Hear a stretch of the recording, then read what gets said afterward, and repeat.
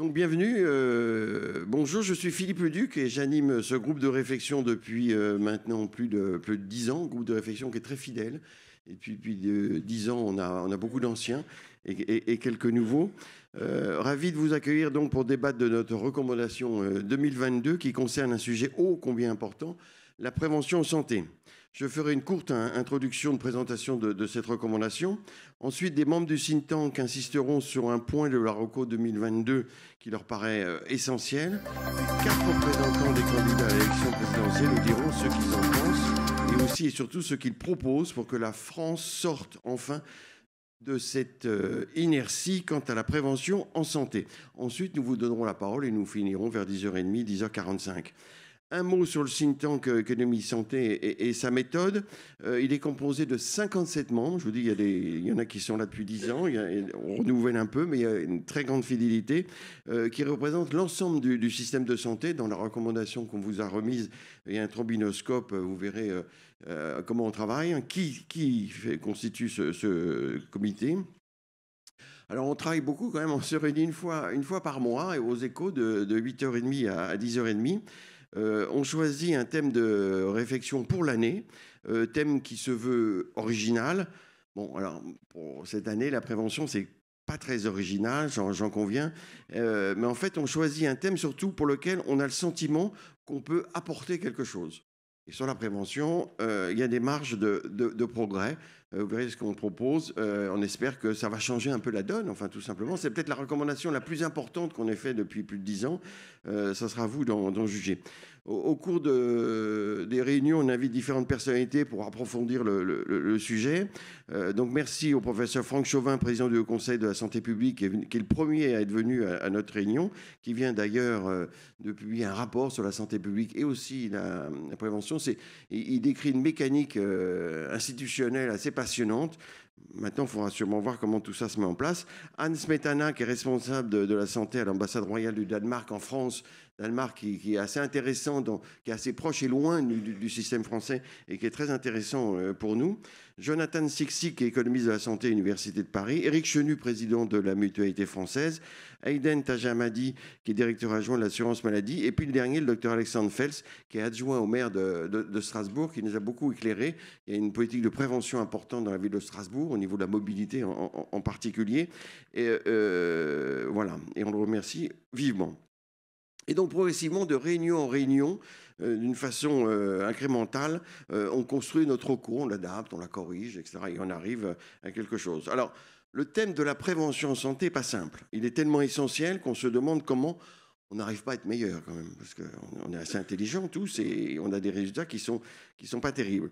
Donc, éviter les souffrances, réduire la pression sur le système de santé et les soignants et assurer la soutenabilité du système de santé devrait mobiliser toutes les énergies. Ce n'est pas le cas. Pourquoi existe un tel déficit de prévention en France, même si, comme le reconnaît la Cour des comptes, il y a de mieux, mais souligne-t-elle, l'articulation des plans de prévention se heurte en quelque sorte au dernier kilomètre et ces plans manquent d'incarnation au plus près de chacun d'entre nous. En fait, il serait faux de dire qu'on ne fait rien. Beaucoup est fait, les initiatives sont nombreuses, les sommes engagées, si on prend en compte toutes les initiatives, etc., sont pas nulles. Tous les politiques aujourd'hui parlent de prévention. Après le Covid, c'est un peu logique. Mais on ne voit pas forcément très bien dans les différents programmes, on en saura plus tout à l'heure, comment la prévention peut devenir vraiment efficace en France. Le président actuel, le futur candidat, avait appelé à la révolution de la prévention en santé. Peut-être que les résultats ne sont pas à la hauteur de ce qu'on pouvait imaginer, mais c'est vrai qu'il y a eu beaucoup de vicissitudes. Parce que la situation est quand même sacrément sérieuse. L'espérance de vie en bonne santé en France est nettement inférieure à celle des pays nordiques et aussi à celle de l'Allemagne et du Royaume-Uni et de l'Espagne. La mortalité liée à des causes évitables par la prévention est élevée en France. Tout ça, on le sait, mais il faut le répéter. Vous verrez dans la recommandation, on monte l'espérance de vie à 65 ans. On est quand même assez mauvais en bonne santé. Et l'intérêt, c'est de vivre le plus longtemps possible en bonne santé et pas de se retrouver dans un établissement pour personnes âgées. Les déterminants péjoratifs de santé en France restent à un niveau élevé, comme le tabagisme et l'alcool. Alors, c'est un peu tendance à baisser quand même, en tout cas pour le tabagisme, mais ça reste toujours à un niveau élevé. Soit ces déterminants péjoratifs ont tendance à se dégrader, comme le surpoids, l'obésité et la sédentarité, c'est-à-dire que la situation est sérieuse. Les inégalités de santé entre les territoires et les catégories socioprofessionnelles restent fortes. C'est un fort facteur d'inégalité sociale, le défaut de prévention. Vous le savez, la prévention est primaire, éviter l'apparition d'une maladie; secondaire, dépister une maladie à un stade précoce; ou tertiaire, agir sur les complications et les risques de récidive d'une maladie déclarée. La prévention, ce qui est important, vous le savez aussi, mais il faut le rappeler, la prévention concerne avant tout des déterminants en dehors du système de soins. Nous, on s'intéresse beaucoup au système de soins, de plus en plus au système de santé, mais les déterminants sont en dehors du système de santé.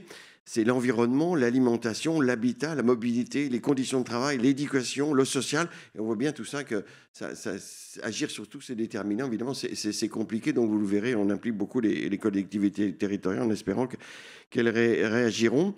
Le système de santé, dit-on, alors c'est des approximations, mais ne représenterait que 20% des actions de prévention, des possibles actions de prévention. Alors, la période aujourd'hui est propice, c'est ce qu'on s'est dit il y a un an. Le Covid a révélé les points faibles du système de santé, a bien montré qu'on ne pouvait pas continuer comme cela en surchargeant au maximum le système de soins. Mais il y a manifestement aujourd'hui un risque de procrastination. On le voit bien un peu dans les plans de certains candidats. Et c'est logique, il y a toujours plus important à faire. Plus urgent, pas plus important, mais plus urgent à faire. Donc, nos propositions, on l'a synthétisé comme ça. Nos membres du think tank, il y en a 7 qui vont venir ici, qui vous le détailleront, donc je vais très vite. C'est créer un choc de cohérence et d'efficacité au plus près des citoyens en clarifiant le partage des responsabilités. Et ça se décline en 5 temps. Le premier temps, c'est peut-être le plus important, et répond à une question aussi de décentralisation, déconcentration. Il faut qu'on sorte un peu ce débat de tout l'un, tout l'autre. Et il faut que, comme dans le système de santé, il faut que tout le monde commence peut-être à sortir de son silo, son couloir, et tout le monde travaille ensemble. Alors, à partir des territoires, clarifier les responsabilités et le pilotage. Le diagnostic, on se dit, c'est bien que ça soit avec les ORS, les observatoires régionaux de santé, soit porté sur chaque territoire. Territoire, évidemment, ça varie en fonction des régions.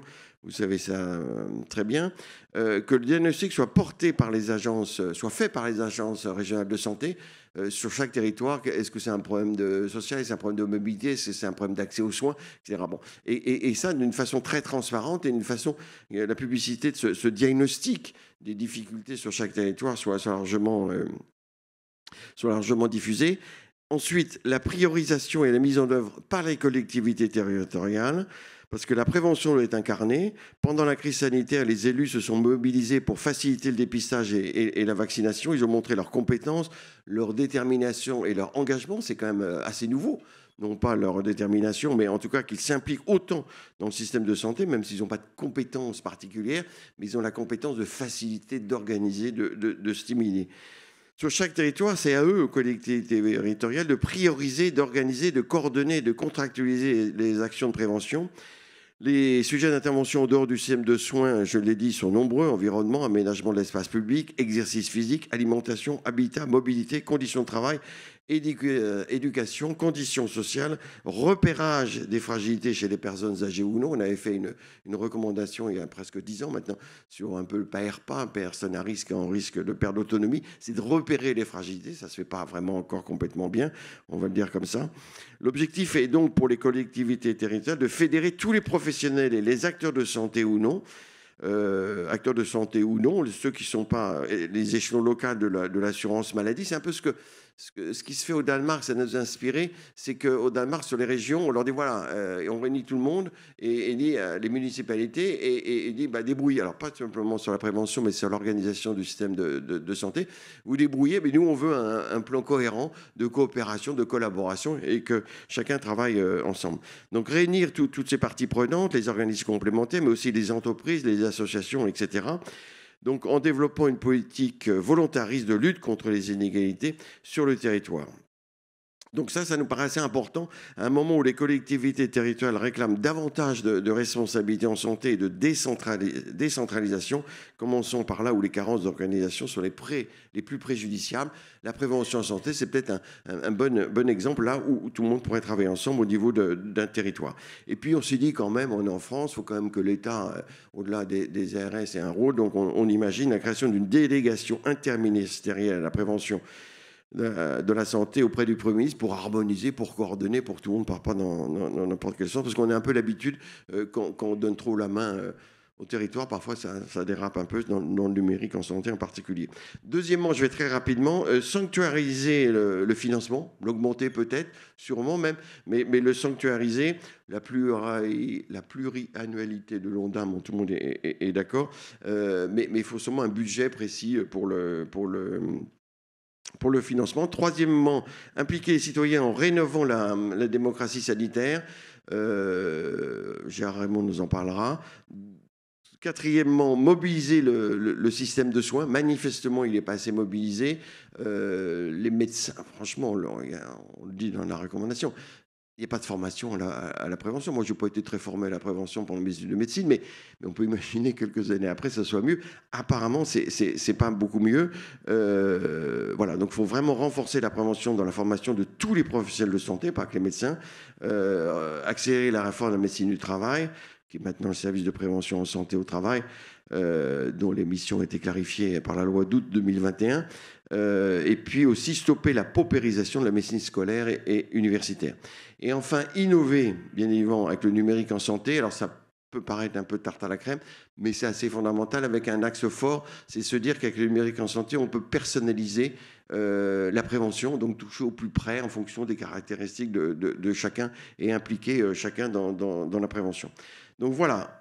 9h15, pile poil. Donc, on va avoir un premier débat avec des membres du think tank, et puis ensuite un deuxième avec un représentant des candidats à l'élection présidentielle. Alors, il y en a 4. François Braun qui représentera Emmanuel Macron, Alain Milon qui représente Valérie Pécresse, Antoine Pellissolo qui représente Anne Hidalgo et Anne Souiris qui représente Yannick Jadot. Donc je demande aux membres de think tank qui ont bien voulu accepter de, non pas défendre, mais d'expliciter un peu cette recommandation auquel on croit beaucoup. Comme je le disais en introduction, les marges de progrès sont énormes.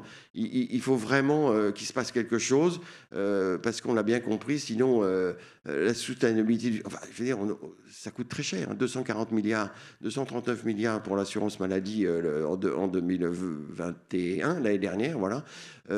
C'est énorme, et c'est pas assez.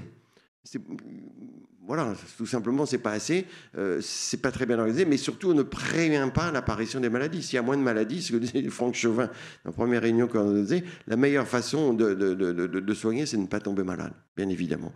Donc, je demande à Philippe Amouyel, qui est du CHU de Lille, de venir, Jacques Lucas, qui est président de l'Agence du numérique en santé, Jean-Paul Ortiz, tout jeune ancien président de la CSMF, Laurence Contarassus, présidente ou directrice générale de GE, General Electric en français,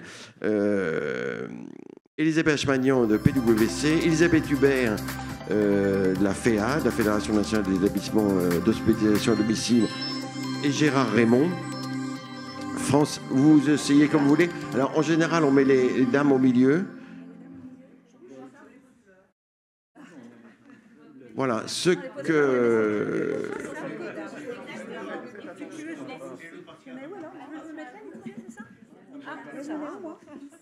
Il y a un peu de... On a fait le plan de table. Je ne savais pas qu'il y avait un plan de table. Voilà, c'est une belle... Oui, c'est pas très pratique. Une belle brochette. Donc ça représente qu'une petite partie, vous l'avez compris, 15% des membres du think tank. Merci mesdames, merci messieurs. Alors chacun est là Dans le think tank, ce qu'on essaie vraiment de faire, et j'espère qu'on y arrive, c'est qu'on travaille pour l'intérêt général, qui n'est pas, comme je le répète toujours, la somme des intérêts particuliers. Ça nous paraît important, mais chacun arrive avec son expertise propre. Évidemment, ce n'est pas pour parler d'un sujet qu'il ne connaît pas, mais toujours dans cette objectif de l'intérêt général, comment améliorer le système de santé. Donc l'idée, c'est qu'en 4-5 minutes chacun, ça va être un peu rapide, puis vous pouvez vous interpeller évidemment les uns les autres. Qu'est-ce qui est important? Et puis qu'est-ce qui vous paraît le plus important d'expliciter un peu cette recommandation? Et puis comment faire en sorte que ça devienne une réalité? Parce que c'est ça, bien évidemment, l'important. Alors, on va commencer par Philippe Amouyel. Philippe, vous avez été le promoteur de ce thème. C'était un des premiers thèmes, la prévention. On avait toujours tourné autour du pot. On ne l'avait jamais pris parce qu'on s'est dit c'est trop compliqué. Est-ce qu'on peut vraiment apporter quelque chose d'original? Vous avez dit si, c'est maintenant ou jamais qu'il faut le faire par rapport à la crise du Covid. On vous écoute 4 minutes. Merci Philippe, bonjour à tous. Philippe Leduc l'a bien dit, parler de la prévention, c'est pas original. Tout le monde fait de la prévention, tout le monde fait de la santé publique, y compris les médecins de santé publique. La seule question qu'on peut se demander, c'est pourquoi les indicateurs qu'on a en France, qui concernent des indicateurs de santé en population, l'espérance de vie sans incapacité, on a 5 ans de moins que la Norvège, par exemple, en ESV après 65 ans. Ou par exemple les morts qui sont évitables, hein. On a des taux de mort évitables en population qui nous mettent à la 12e place des pays de l'OCDE. Donc ce qui est vraiment original en fait, c'est d'en parler, et d'en parler de la manière la plus concrète, c'est-à-dire d'arriver à mettre en place des plans de prévention dignes de ce nom, pas forcément généraux qui parlent de tout. On a tout écrit sur la prévention. On a des plans sur la nutrition, des plans sur la santé cardiovasculaire, des plans sur le grand âge. Maintenant, il faut en choisir quelques-uns, les mettre en œuvre de manière coordonnée.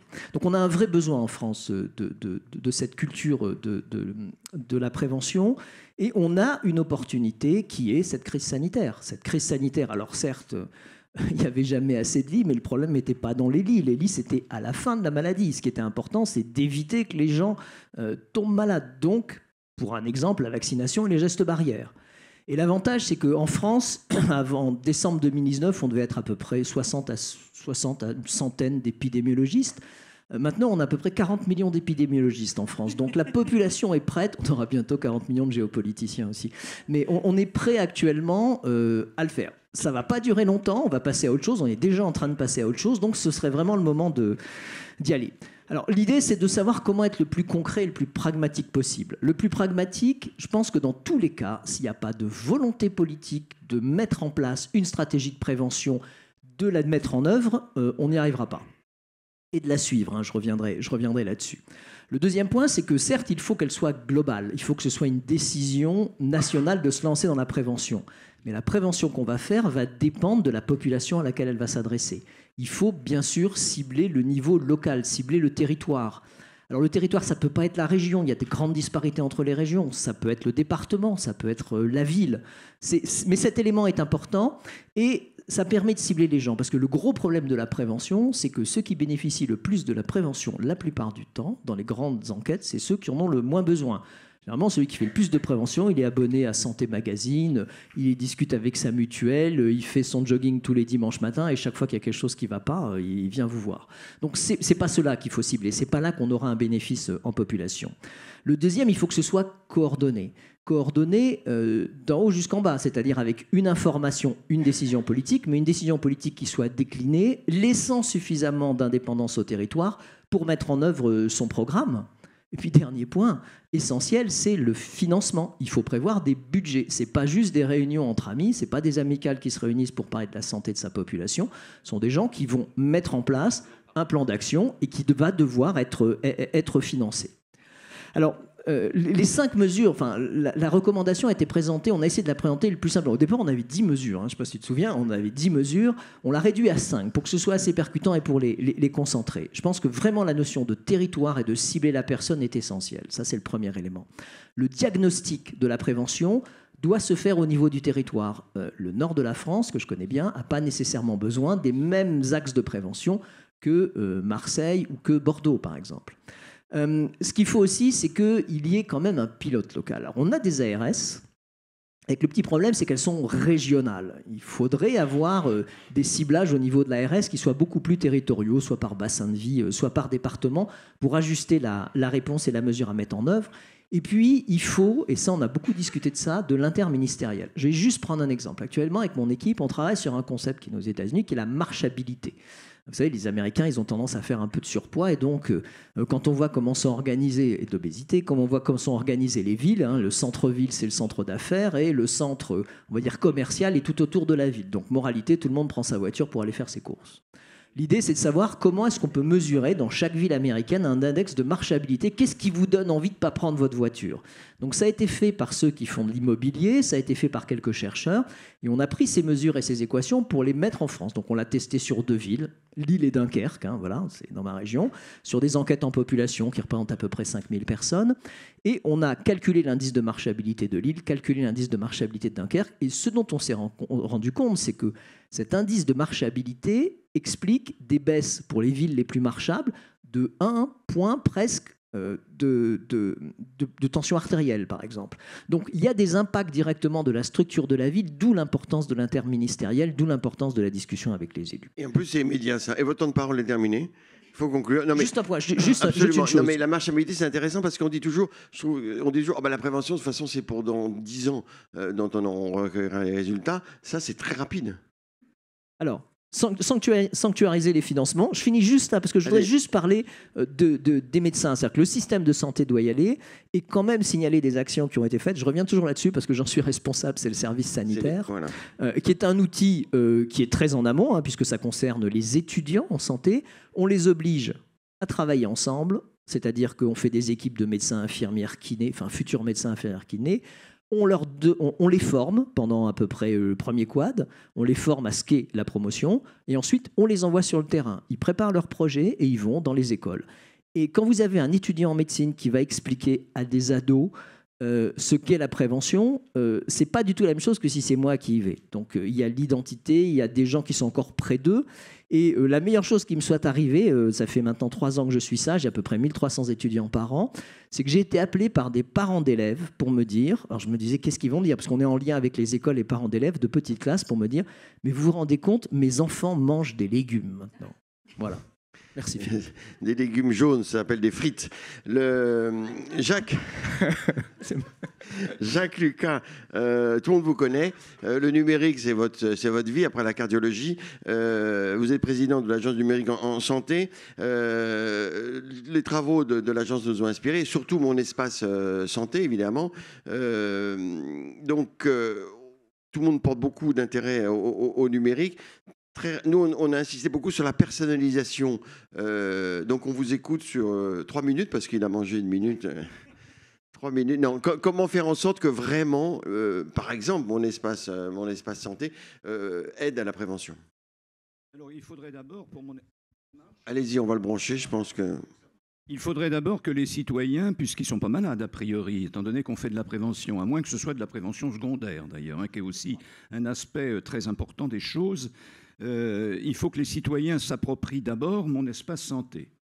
Et que vraisemblablement, ceux qui vont se l'approprier, comme Philippe Leduc l'a évoqué, ce n'est pas forcément ceux qui en auront le plus besoin. Il peut y avoir un certain nombre de sénestopathes, comme on dit, qui vont s'approprier leur santé de façon un peu obsessionnelle et qui voudront faire de la prévention. En fait, on est bien dans une prévention de masse et donc les outils numériques peuvent évidemment servir à cela. Et mon espace santé en particulier, qui, comme vous le savez, va avoir des applications qui vont être référencées dans un catalogue. Le référencement est exercé sous l'autorité de l'État, c'est-à-dire de la délégation ministérielle au numérique en santé, de l'Agence du numérique en santé, et un comité réunissant des personnalités d'horizons diverses et qui sont désignées à titre personnel par un certain nombre d'organisations, le Collège de la médecine générale par exemple, la CNIL, une représentation des industriels et des start-upers, et puis j'en passe. Mais ce comité de référencement analysera l'application en fonction de l'observance qu'elle aura par rapport aux référentiels qui sont publiés au regard de la sécurité, de la portabilité des données, un certain nombre d'aspects éthiques également qui vont y être impliqués. Donc bref, ça peut être un enjeu de promotion en quelque sorte pour l'application, puisque le citoyen aura la certitude que cette application est conforme à la loi et aux prophètes en quelque sorte. Maintenant, il faut aussi que les personnes qui vont aller dans le catalogue s'approprient les applications pour faire de la prévention. Ça peut être ciblé, bien sûr, sur des profils particuliers. Je pense également qu'il faut être assez ludique, parce que tant qu'on présentera la prévention comme le fait qu'il faut manger des fans de radis pour bien se porter, c'est pas spécialement très joyeux, parce que les patients, les citoyens peuvent se dire, bon d'accord, si je continue de manger trop, de picoler, de fumer, je mourrai peut-être plus tôt, mais enfin si je ne le fais pas, ça me paraîtra vraiment beaucoup plus long et beaucoup trop long. Et je crois que les campagnes de prévention en général ont un côté janséniste, en quelque sorte, qui contribue à ce que les citoyens ne se l'approprient pas. Et je pense beaucoup à cet égard aux différents professionnels de santé, pas que aux médecins, mon cher Jean-Paul, mais à l'ensemble des professionnels de santé. On voit le pharmacien derrière son comptoir qui est en contact direct avec la population, qui peut aider les citoyens à créer leur espace santé. Parce qu'on dit que c'est pas compliqué, c'est pas très compliqué, mais enfin pour Madame Michu qui vit quelque part en campagne, c'est pas forcément très simple. Si encore elle a d'ailleurs Internet, parce que la couverture nationale est encore à parfaire en fait sur ce plan-là. Donc il faut que les différents professionnels de santé aide les citoyens à créer mon espace santé et bien évidemment fasse également de la pédagogie interactive, mais entre deux personnes qui se connaissent. Et c'est ça qui est très important. Il y a les pharmaciens, les infirmières, les sages-femmes, les médecins, bien entendu, généralistes ou pas généralistes. On peut être cardiologue et faire de la prévention sur les maladies cardiovasculaires à l'occasion d'un bilan de santé. Voilà, je pense que tout cela nécessite effectivement un financement. Tout cela nécessite une volonté politique. Ça a déjà été dit, il faut être vraiment dans la proximité territoriale. Et on voit d'ailleurs que pour le développement de mon espace santé, et j'en resterai sur ce point-là, il y a actuellement toute une action à mettre en œuvre pour savoir qui va aider le citoyen à se l'approprier. Alors il y a déjà eu, sous l'impulsion du secrétariat d'État au numérique, des ambassadeurs numériques, mais enfin il y en a 4000, et ils ne sont pas destinés uniquement à la santé, pas uniquement à la prévention. Et voilà, votre temps de parole est terminé. Voilà, donc il y a encore beaucoup à faire. Il faut des ambassadeurs, et les jeunes en particulier. Voilà. Merci Jacques Lucas. Philippe a toujours l'habitude de me couper la parole, mais enfin, j'ai vu qu'il l'avait fait également à quelqu'un d'autre avant moi. Merci Philippe. Faut pas le prendre pour soi directement. Non, mon espace santé, on en discutait avec Jacques Lucas, on dit c'est simple. Et c'est important de dire que c'est pas simple. Parce que c'est vrai que j'ai testé autour de moi les gens qui ont reçu l'email pour s'inscrire, et en fin de compte, on n'a pas le numéro de sécu, on n'a pas l'identifiant. C'est pas forcément très simple, donc c'est un certain travail, mais enfin c'est important. Voilà. Alors après, quand Elisabeth Hubert aura éteint son portable, elle ne le trouve pas. Alors Jean-Paul Ortiz, vous êtes médecin, vous êtes ancien président de la CSMF, tout jeune ancien président. Vous êtes là pas simplement en tant que médecin, mais en tant que soignant, parce qu'on élargit, on a bien vu qu'il fallait casser les cloisons, les couloirs et les silos. Manifestement, le système de soins s'est pas construit sur la prévention, la formation, la tarification à l'acte, etc., que ce soit à l'hôpital ou en ville, enfin... Peu de choses favorisent la prévention in fine dans le système de soins. 20%, mais 20% c'est énorme si jamais il y avait une vraie efficacité. Qu'est-ce qui vous paraît vraiment important pour que le système de soins s'implique plus par rapport à ce qu'on a écrit dans la recommandation dans la prévention? J'ai combien de minutes? 4. Alors, la prévention, c'est bien sûr l'affaire de tous les citoyens, c'est l'affaire de tous les professionnels de santé. Je suis complètement d'accord. Et je pense qu'il y a des choses très concrètes à faire pour que ça rentre dans notre système de santé qui malheureusement est un système de soins. D'abord sur la formation, à part l'expérience très débutante du service sanitaire actuellement, il faut absolument que la prévention rentre dans les facultés et soit enseignante en tant que telle et pas un petit bout, 2 ou 3 minutes à la fin. Parce qu'aujourd'hui, ça n'existe pas. La prévention en tant que telle n'est pas enseignée en faculté de médecine. Donc il faut absolument que ça rentre dans les facultés de médecine, que ça soit clairement identifié en tant qu'élément majeur dans la formation de tous les soignants, pas uniquement des médecins, mais de tous les soignants, encore une fois. Deuxième axe sur lequel il me semble que ça serait assez facile à organiser très vite, ce sont des rendez-vous de consultation, de prévention à des âges clés de la vie. Les syndicats médicaux réclament ça depuis très longtemps. Alors il ne s'agit pas de faire une consultation en 5 minutes. Il faut clairement identifier ces consultations à des âges clés avec un contenu. On pourrait le coupler à un relevé d'indicateurs de santé publique grâce au numérique, et nous pourrions ainsi suivre l'impact et les scotums que nous avons en termes de santé publique dans la population française, ce qu'aujourd'hui on ne sait pas faire. Je prends un exemple, le rappel des vaccinations, 25, 45, 65 ans. L'immense majorité de la population française ne fait pas les rappels d'été polio. Donc ça montre qu'il y a un vrai problème. Et ça pourrait se financer par un autre aspect de la prévention, qui est celui de l'observance. Dans ce pays, l'observance est en jachère. Et si nous couplions des consultations d'observance avec des consultations de prévention, automatiquement on aurait certes une mobilisation de financement sanctuarisé pour mettre en place ces consultations de prévention, mais elle serait autofinancée par des consultations de prévention. 2 secteurs sur lesquels il faut faire un effort majeur, et vous le disiez tout à l'heure, Philippe Leduc, médecine du travail, médecine, prévention et santé au travail.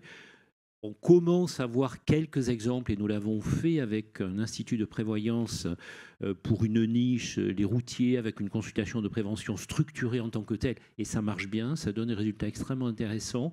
Et la CSMF que je présidais jusqu'à peu a justement passé un accord avec cet institut de prévoyance. Ça devrait d'ailleurs faire réfléchir l'ensemble du secteur des AMC sur un rôle potentiel sur la prévention, puisque l'AMO l'a quand même un peu abandonné. Deuxième secteur où il y a des efforts majeurs à faire, c'est la santé scolaire et universitaire, on en parlait tout à l'heure. Et aujourd'hui, il faut que la prévention rentre à l'école, mais il faut aussi qu'elle se matérialise à l'école. On manque de médecins partout, dans tous les secteurs. C'est particulièrement vrai dans ces secteurs de médecine scolaire et de médecine de travail qu'il faut organiser en pluriprofessionnalité. Je crois qu'avec ces 4 éléments, on avancerait beaucoup en matière de prévention dans notre système de santé, qui doit arrêter d'être un système de soins et qui doit être un système beaucoup plus globalisé sur l'ensemble de la santé. Et je fais partie de ceux qui plaidons pour One Health. Voilà, merci. Oui, ce qui est intéressant dans la recommandation, ce que disait Jean-Paul Ortiz, c'est qu'il y a des décisions très concrètes en fait, qui pourraient être prises, qui favoriseraient la prévention. Donc vraiment, on se demande pourquoi il n'y a pas plus d'énergie. Alors, Laurence Contarassus, vous êtes directrice générale de GE, en français General Electric. Alors, vous nous avez éclairé sur le rôle de l'entreprise, qui est évidemment fondamental. Et dans notre projet, c'est au niveau de territoire de mobiliser tout le monde, à la fois la AMO, AMC, entreprises, associations, etc. Donc, on vous écoute 4 minutes. Alors, Jean-Paul, il n'a pas été interrompu parce qu'il a tenu dans 5 minutes. Merci beaucoup. Bonjour à toutes et tous. Je crois déjà par les 3 interventions qu'on a vues, on a vu que l'entreprise, en fait, si on était très pragmatique, pour revenir sur votre point, elle pouvait agir à peu près sur tous ces points, puisque tu as parlé de médecine du travail. Alors, je vais commencer par une petite anecdote, parce que quand j'ai publié notre participation à ce think tank, quelqu'un a mis sur LinkedIn « Ah, c'est intéressant qu'une entreprise de santé s'intéresse à la prévention. » Non seulement c'est logique que l'ensemble des entreprises s'intéressent à la prévention, mais pas simplement les entreprises de santé. Pourquoi ? Eh bien parce qu'en effet, Philippe, dans les entreprises, on va retrouver quasiment la moitié de la population française. Cette moitié de population française, extrêmement liée aussi avec l'ensemble, j'allais dire, de l'école, tout ce qui est scolaire, puisqu'on va retrouver des parents, on va retrouver tous les âges. Et c'est évidemment un lieu où si on arrive à parler de prévention de façon simple, de façon très pragmatique, on va adresser un très grand nombre de personnes. Mix en âge, on a vu, mix en termes de social, et ça je pense que pour revenir sur votre point, c'est extrêmement important, puisque la prévention pour des gens qui n'ont pas besoin de prévention, c'est pas forcément ce qu'il y a de plus clé, et extrêmement légitime. Alors qu'est-ce qu'on a fait déjà dans une entreprise en termes de prévention? Eh bien on parle beaucoup de HSE, donc ça c'est un rôle, j'allais dire, obligatoire, c'est articulé dans un système de management HSE, et on va parler en effet de sécurité et de santé au travail. HSE, dites-nous... Hygiène, sécurité, environnement, voilà. Entreprise. Hygiène, sécurité, voilà. Environnement. Voilà. Il y a tous les risques psychosociaux, et là aussi, on voit bien après la période qu'on vient de vivre, c'est aussi l'endroit où on a vraiment besoin d'adresser ces points-là, puisque avoir des employés et les garder, c'est vraiment un élément clé, et le bien-être au travail. Philippe nous parlait de la vaccination. En effet, j'allais dire que si on est pragmatique, commençons à bien faire ce qu'on le devrait faire. On a nos visites au travail, et bien intégrons la prévention. Et on est organisé avec des médecins du travail, avec des infirmières. On peut faire de la sensibilisation, juste à titre d'exemple. Nous, chez General Electric Healthcare, mais j'ai fait une autre grosse société avant, on va faire Octobre Rose, qui va pouvoir permettre de parler, par exemple, du cancer du sein. Et on peut faire aussi des activités externes. Et là aussi, dans le cadre d'Octobre Rose, par exemple, chez General Electric Healthcare, là, on allait adresser des environnements dans des villes très défavorisées, où là, on peut faire aussi de la prévention efficace. Et j'allais dire qu'on peut aussi encore faire mieux. Donc évidemment, on a parlé de prévention primaire. Ça, c'est extrêmement important. Et pourquoi pas de la prévention secondaire au sein de l'entreprise. Alors, on a publié avec Erika Saillant, qui est dans la salle, et d'ailleurs avec le support du professeur Revel, qui est chef de service en radiologie à l'AP Paris, un article que vous retrouverez sur le cancer du poumon. Et ça, c'est des choses qu'on peut faire de façon simple. On peut communiquer dessus et toutes les entreprises peuvent le faire. On a publié aussi un article sur ce qu'on peut faire au sein de l'entreprise. Donc moi, j'ai une proposition à faire. Il y a quelques politiques dans la salle. Définissons de façon simple, par exemple, quel grand axe de prévention adressé dans l'ensemble des entreprises françaises. Une par trimestre, on appelle ça en marketing un petit plan annuel, et on aura un poids, la moitié de la population française qui pourra le faire. Je vous propose endométriose, cancer du sein, risque cardiovasculaire et tout ce que... Une quatrième. Et pour les hommes? Et on est... risque cardiovasculaire, malheureusement, je finirai peut-être par ce petit mot, puisque... je ne représente pas que General Electric Healthcare, mais aussi les acteurs de santé et l'ensemble des entreprises. Et malheureusement, le décès de Philippe Chêne nous montre que dans les risques cardiovasculaires, eh bien, ils sont toujours là. Donc, ne les oublions pas. Et cela, ils nous concernent tous. Merci beaucoup, Laurence Contarassus. Elisabeth Achmanian, donc vous êtes associée PwC. Vous nous avez éclairé, en tout cas sensibilisé. Enfin, ce qui vous a intéressé, c'est l'utilisation des sciences cognitives et l'acceptabilité sociale. Parce que la prévention, on voit bien que c'est difficile.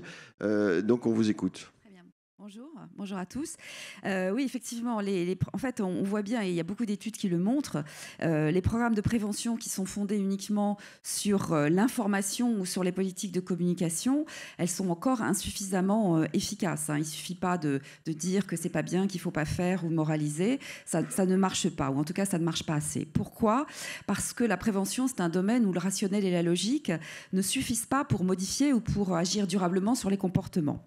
C'est un domaine, comme dans d'autres d'ailleurs, où finalement les choix, que ce soit des choix individuels ou collectifs, sont vraiment influencés par des émotions, par la référence à des normes, des valeurs, et surtout par rapport à ce qu'on appelle les biais cognitifs, qui sont vraiment des freins à l'action. Alors je peux vous en citer quelques-uns, mais vous connaissez tous, mais...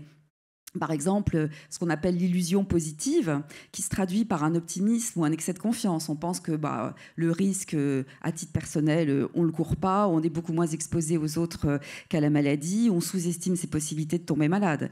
On a aussi l'aversion à la perte, qui conduit à l'inertie, qui conduit à la procrastination. Exemple, je devrais arrêter de fumer, mais j'ai peur que si j'arrête de fumer, je prenne du poids. Donc finalement, je ne fais rien.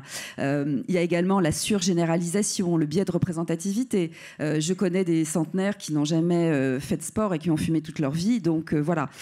Donc tout ceci, qu'est-ce qu'on peut proposer? Effectivement, comment les sciences cognitives et comportementales peuvent nous aider à renforcer l'efficacité des politiques de prévention?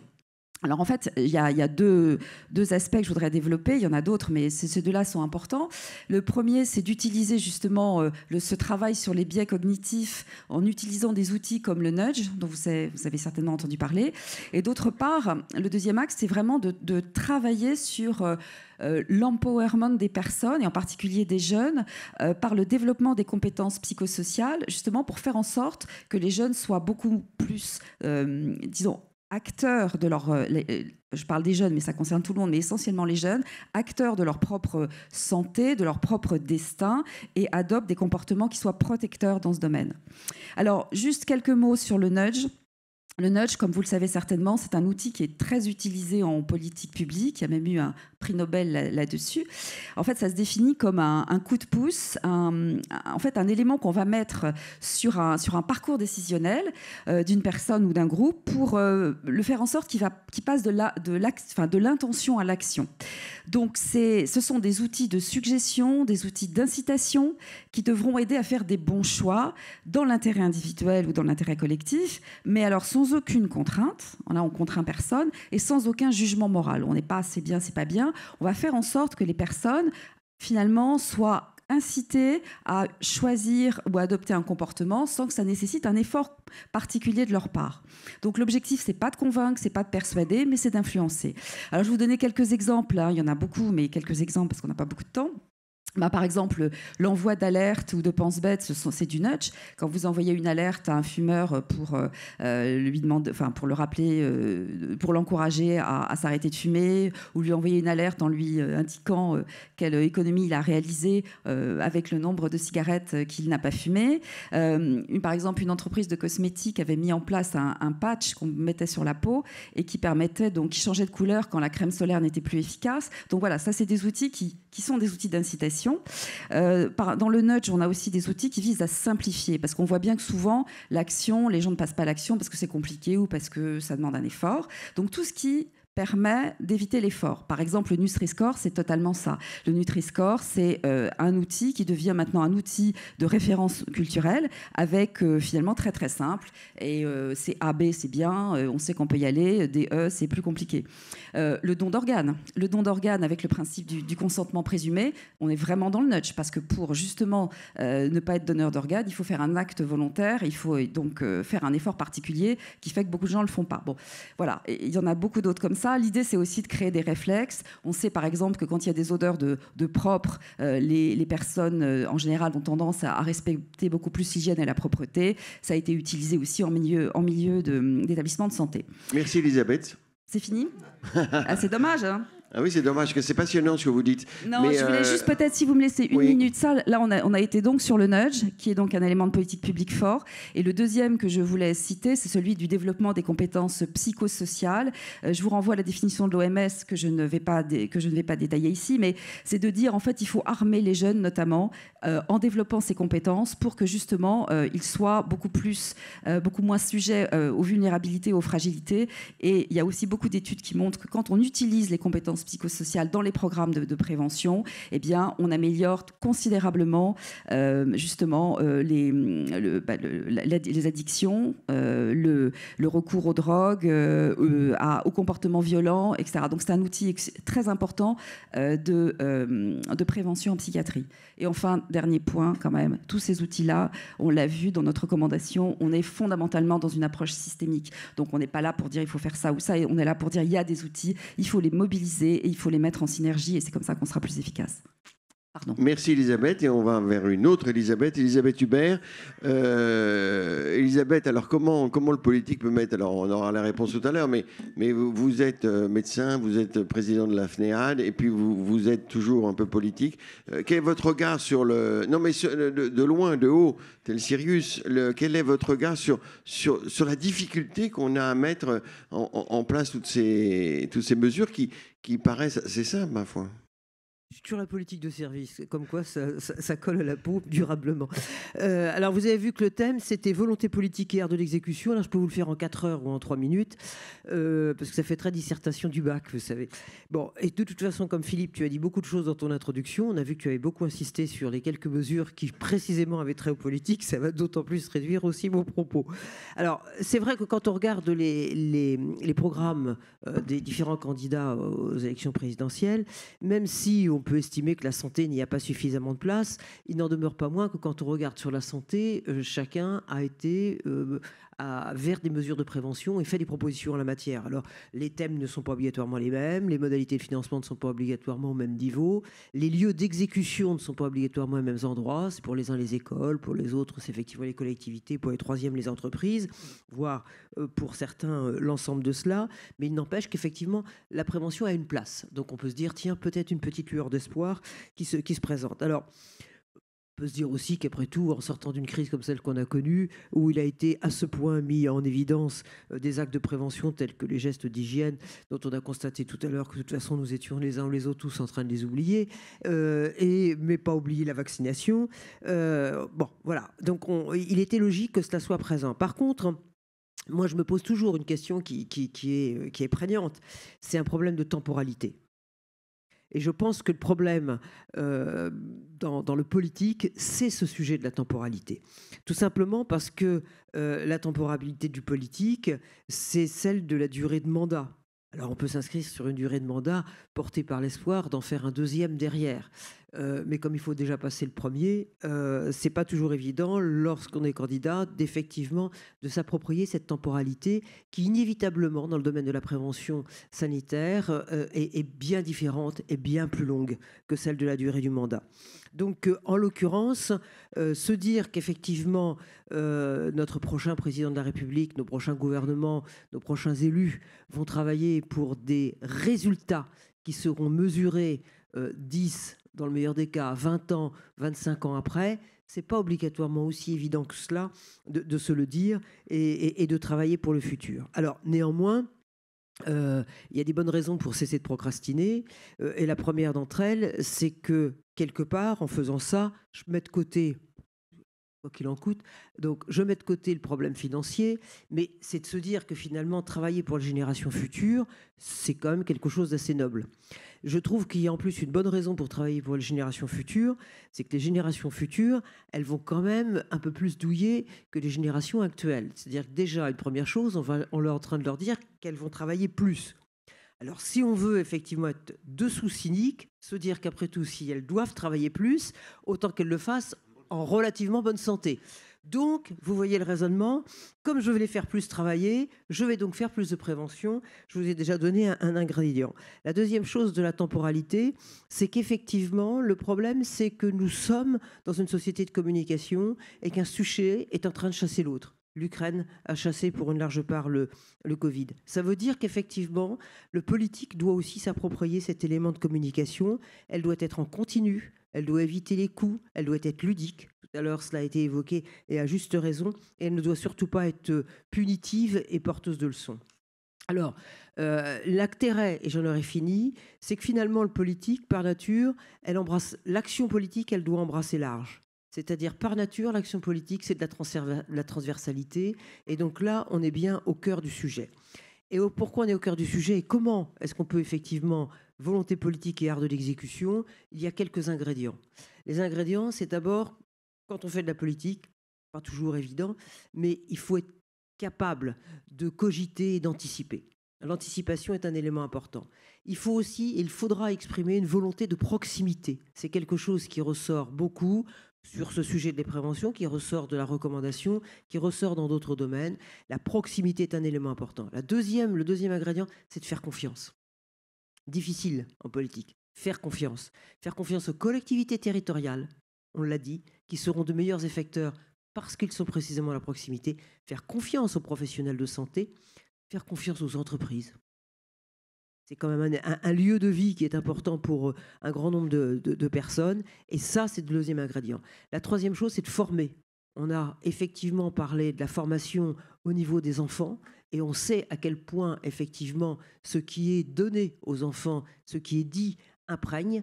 mais aussi former à l'occasion des études universitaires, et notamment celles des professions de santé. Communiquer, j'en ai déjà parlé. Et dernier point, les 2 derniers points, c'est effectivement financer. Là, on a mis un certain nombre d'ingrédients.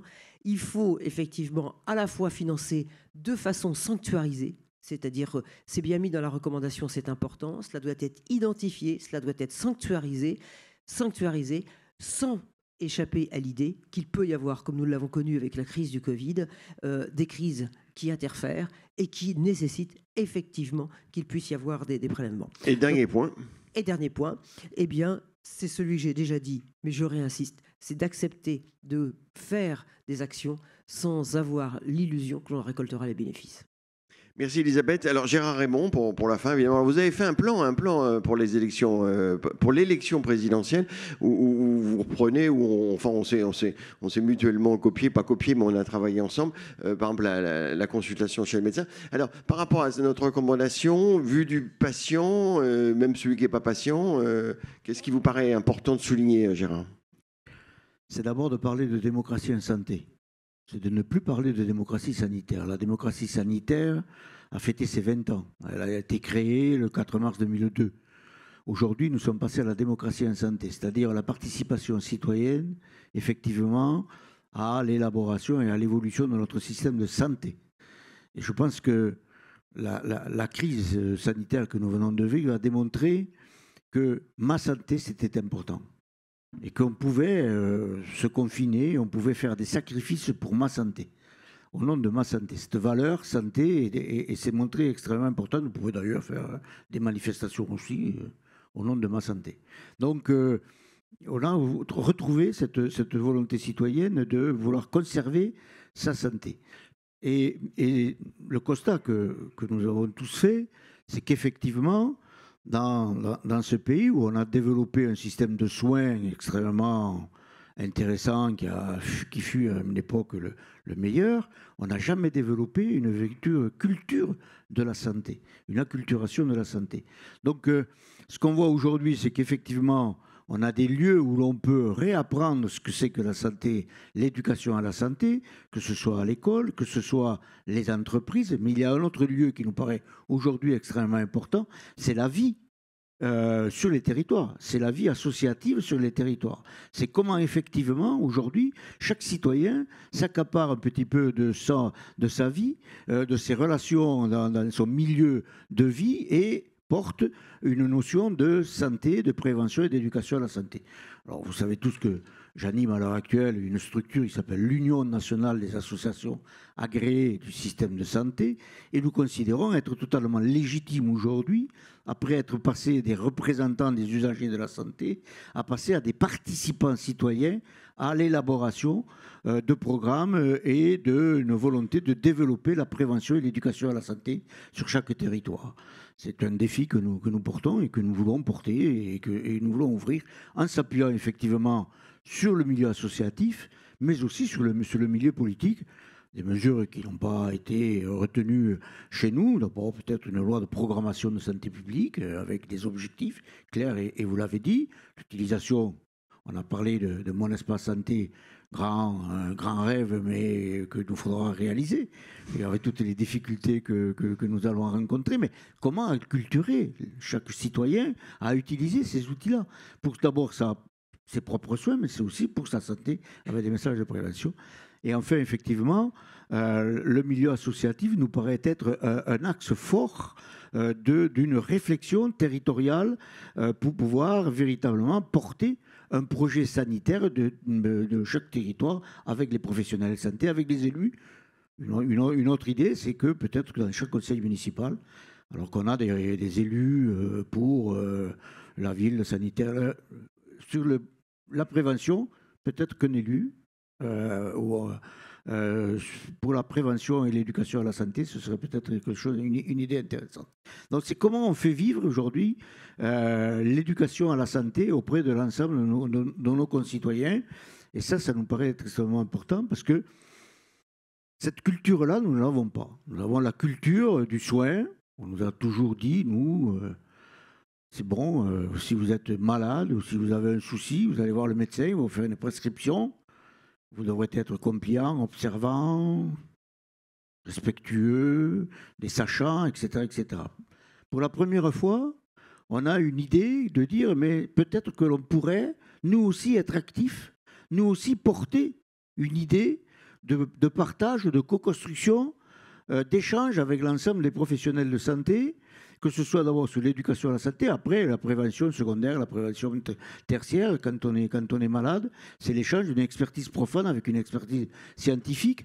Donc on voit bien la volonté de participation des usagers de la santé et des citoyens à Gérard. ces nouveaux combats. Et c'est très important parce que dans notre recommandation, vous l'avez dit, mais c'est au niveau d'un territoire géré, priorisé, organisé par les collectivités territoriales, c'est de réunir toutes les énergies, les associations et toutes les autres, parce que chacun travaille, comme toujours, dans notre secteur, chacun travaille dans son coin, donc c'est de faire en sorte que tout le monde travaille sur un objectif déterminé par chacun. Tout à fait. Voilà, merci Gérard. C'est de trouver une dynamique territoriale pour pouvoir parler de prévention en santé et de système de santé aussi, au-delà, évidemment.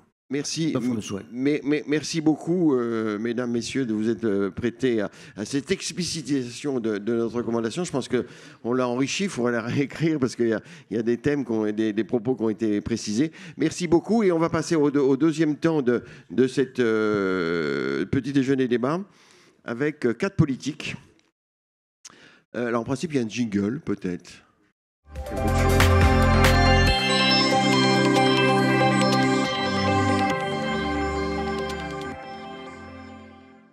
Alors, François Braun, Alain Milon, Antoine Pellissolo, est-il là? Oui, il est là.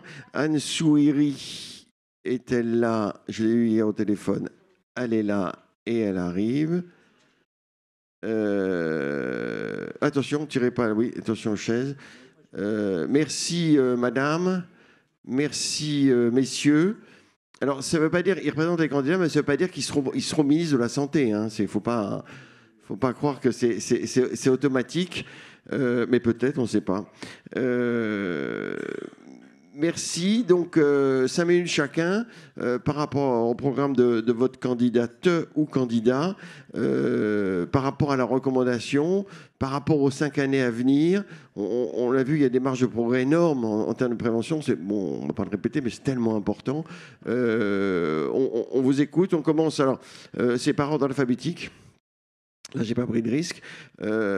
François Braun, représentant d'Emmanuel Macron, et vous êtes aussi dans la vie civile, président SAMU Urgences de France, comme chacun sait. On vous écoute pour 5 minutes.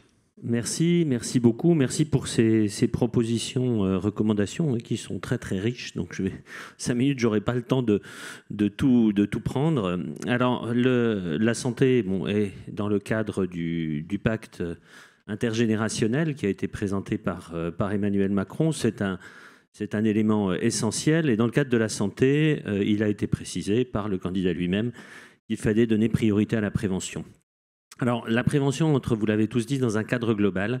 Et ce cadre global de la santé, en tout cas, nous le voyons sur la prévention, le dépistage, le soin, et vous l'avez dit, qui n'est pas une partie forcément majoritaire dans la santé, mais aussi la suite, ce qui se passe après, et en particulier le suivi des pathologies chroniques. Tout ceci, bien sûr, dans un cadre de santé globale. Ce concept de One Health, il faudrait effectivement qu'on le traduise en français. Donc, on pense que santé globale, c'est pas trop mal, mais ça, je pourrais y revenir. Je ne vais pas revenir sur des éléments de bilan, vous l'avez vu rapidement, on a parlé du Covid. Allons sur tout de suite ce qui va être proposé. Dans le cadre de la prévention, on peut proposer par type de population, ce qui a été dit tout à l'heure. Alors, si on prend les enfants, déjà au moins s'assurer que les 20 examens de santé, les 5 examens bucco-dentaires obligatoires sont bien réalisés chez les enfants. La prévention de la sédentarité et de l'obésité par le sport. Il a été annoncé une demi-heure de sport tous les jours au niveau des écoles et 2 heures de plus de sport au niveau des collèges. Pour faire de la prévention, il est bien aussi d'avoir un professionnel de santé, a fortiori chez les enfants, qui n'ont pas tous un médecin traitant, qui sont suivis d'abord par un pédiatre et puis après qui sont plus ou moins suivis. Donc un médecin traitant pour tous les enfants et le carnet de santé, bien entendu, dont on sait tous qu'on fait les petites courbes de croissance sur les 3 premières années et puis après on arrête alors que c'est un très bon moyen de dépistage. Ce carnet de santé, bien sûr, dans le cadre aussi de mon espace santé, pourquoi pas. Lutte contre les écarts de développement, dépistage beaucoup plus précoce de la dyslexie, de la dyspraxie, des troubles d'hyperactivité et surtout aussi dépistage de l'amblyopie, dont on ne parle pas beaucoup, qui touche à peu près 10% des enfants qui, quand elle est corrigée tôt, ne laisse aucune séquelle. Des réflexions aussi autour du Nutri-Score, vous en avez parlé. Des interrogations sur la drépanocytose, sur lequel il va falloir que l'on revienne, et sur le dépistage périnatal de la drépanocytose. Les enfants, ensuite les âges clés de la vie, ça a été dit tout à l'heure, donc nous avons fixé 25, 45, 60 ans comme âge clé de la vie, avec des consultations obligatoires, le terme est un peu fort, mais en tout cas des consultations de dépistage avec tous les systèmes de relance et la stratégie du aller vers, j'en parlerai tout à l'heure, qui a bien marché avec le Covid, donc des relances par SMS, par téléphone. J'ai appris que ça s'appelait le nudge, j'avoue que je ne connaissais pas, mais je vais aller regarder ça de très très près, mais en tout cas c'est tout à fait dans cette idée. Sans revenir sur les examens qui auront lieu à ces âges clés, quelles sont les cibles ?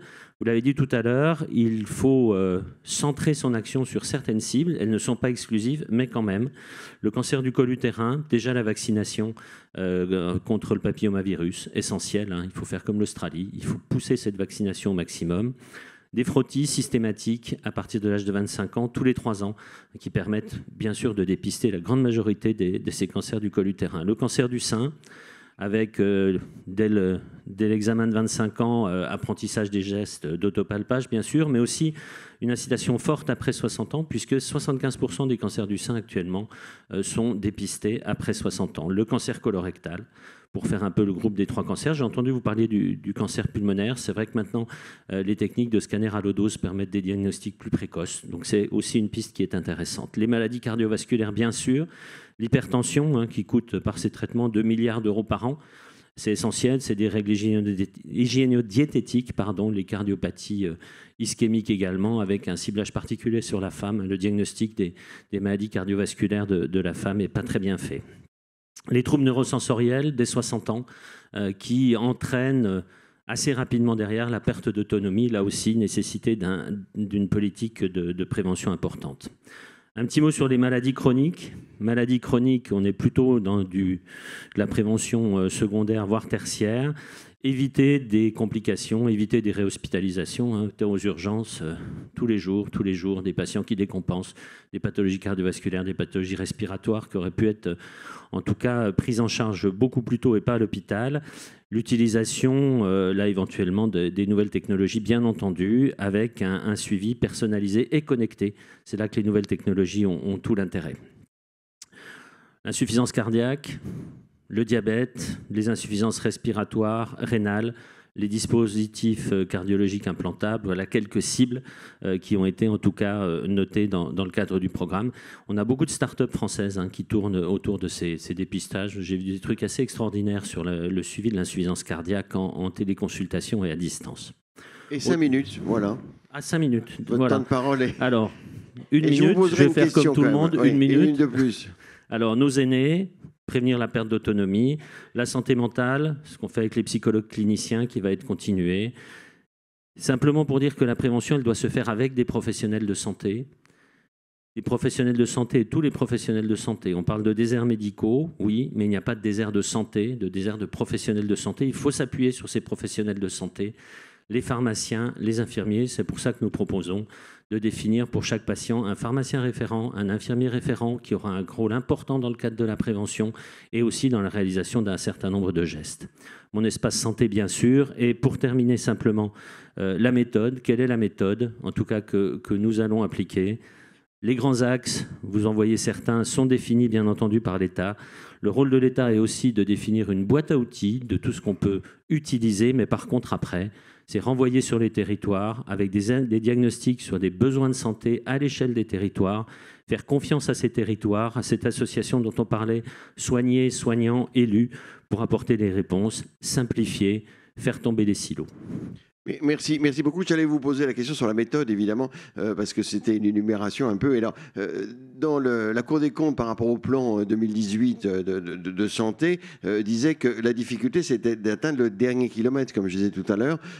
Donc, par l'implication, comme on le propose d'ailleurs dans notre recommandation, davantage des collectivités territoriales, vous pensez que c'est la bonne méthode pour atteindre le dernier kilomètre, la proximité et l'efficacité? Sur l'ensemble du champ de la santé, en tout cas ce que nous mettons en avant, les grands axes sont définis, la boîte à outils est mise sur la table et on revient vers les territoires.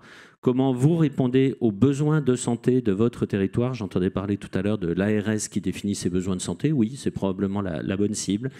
Ensuite, eh bien, voilà le projet de santé que vous avez à l'échelle de votre territoire. Il faut bien sûr s'assurer de la cohérence entre des territoires proches et ensuite avoir une structure qui peut tout à fait être l'ARS qui est garante de la bonne obtention des résultats sur l'échelle de ce territoire.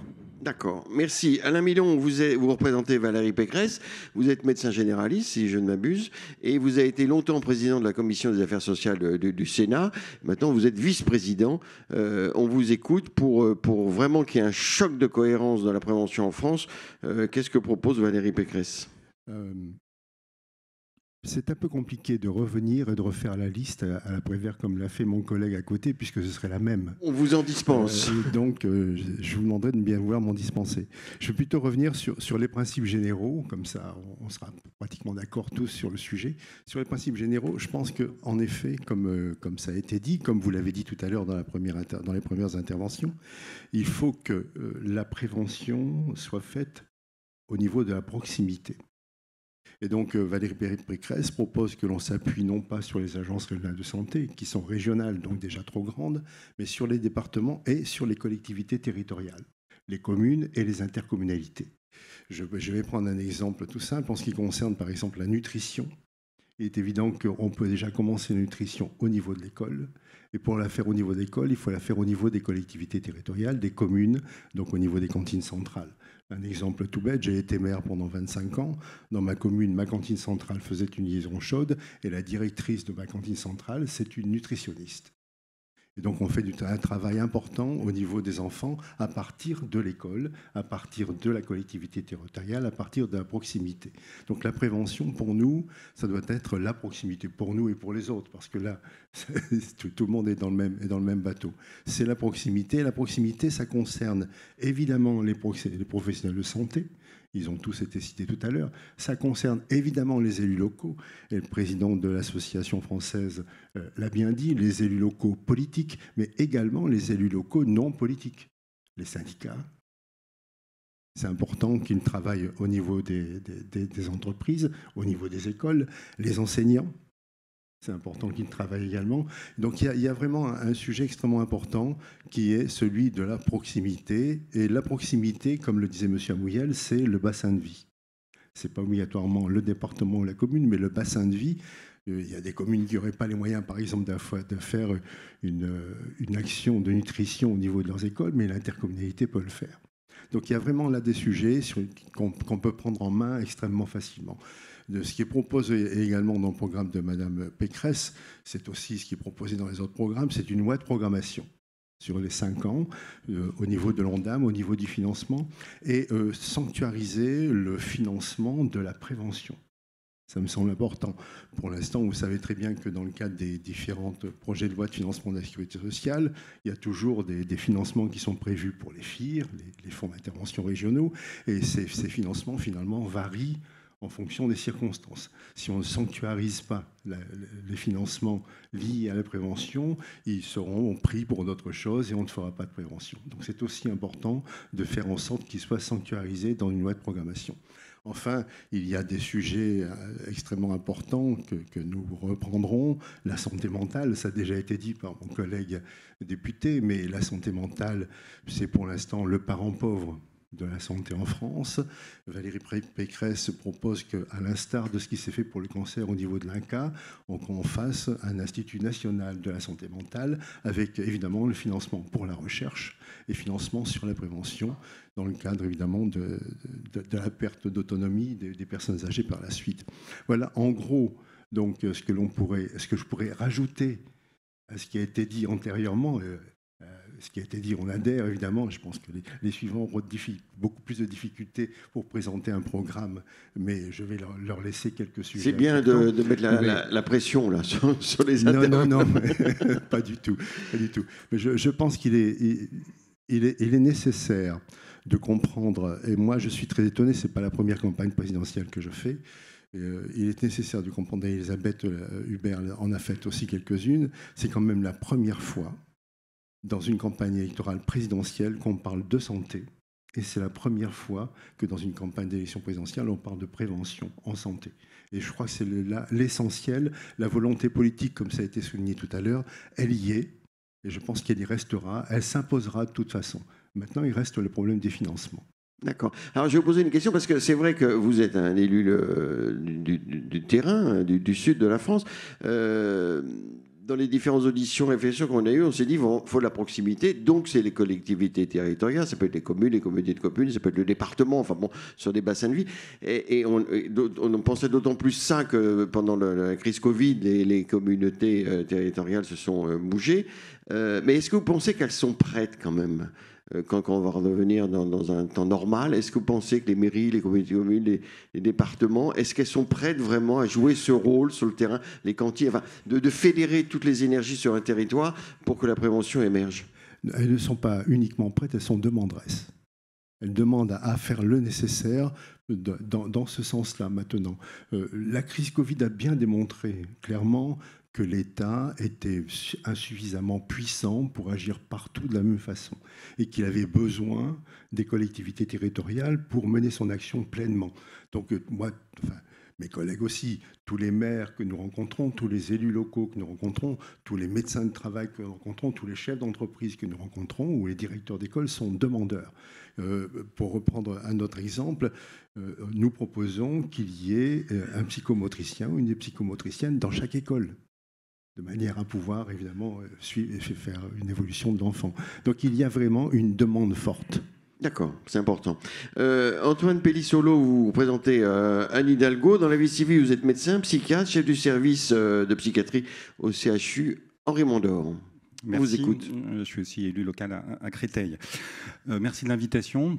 Merci de l'accueil par la une du Parisien, parce que on a de la résilience, donc on va faire face. Et en tout cas, Anne Hidalgo a beaucoup de choses à proposer, notamment dans le domaine de la santé, qui est un des secteurs principaux de son programme, avec l'éducation, avec évidemment la transition écologique. Et on est convaincu qu'il y a des liens très forts entre tous ces sujets au travers du One Health qui a déjà été dit. On partage énormément des constats que vous avez faits dans vos très bonnes recommandations. On partage beaucoup d'objectifs et je crois que c'est le cas avec mes collègues. Je vais me permettre de souligner les apports forts que peut faire le programme d'Anne Hidalgo et de reprendre quelques points clés de nos projets. Le point fort quand même, je pense, c'est quand même la question des financements.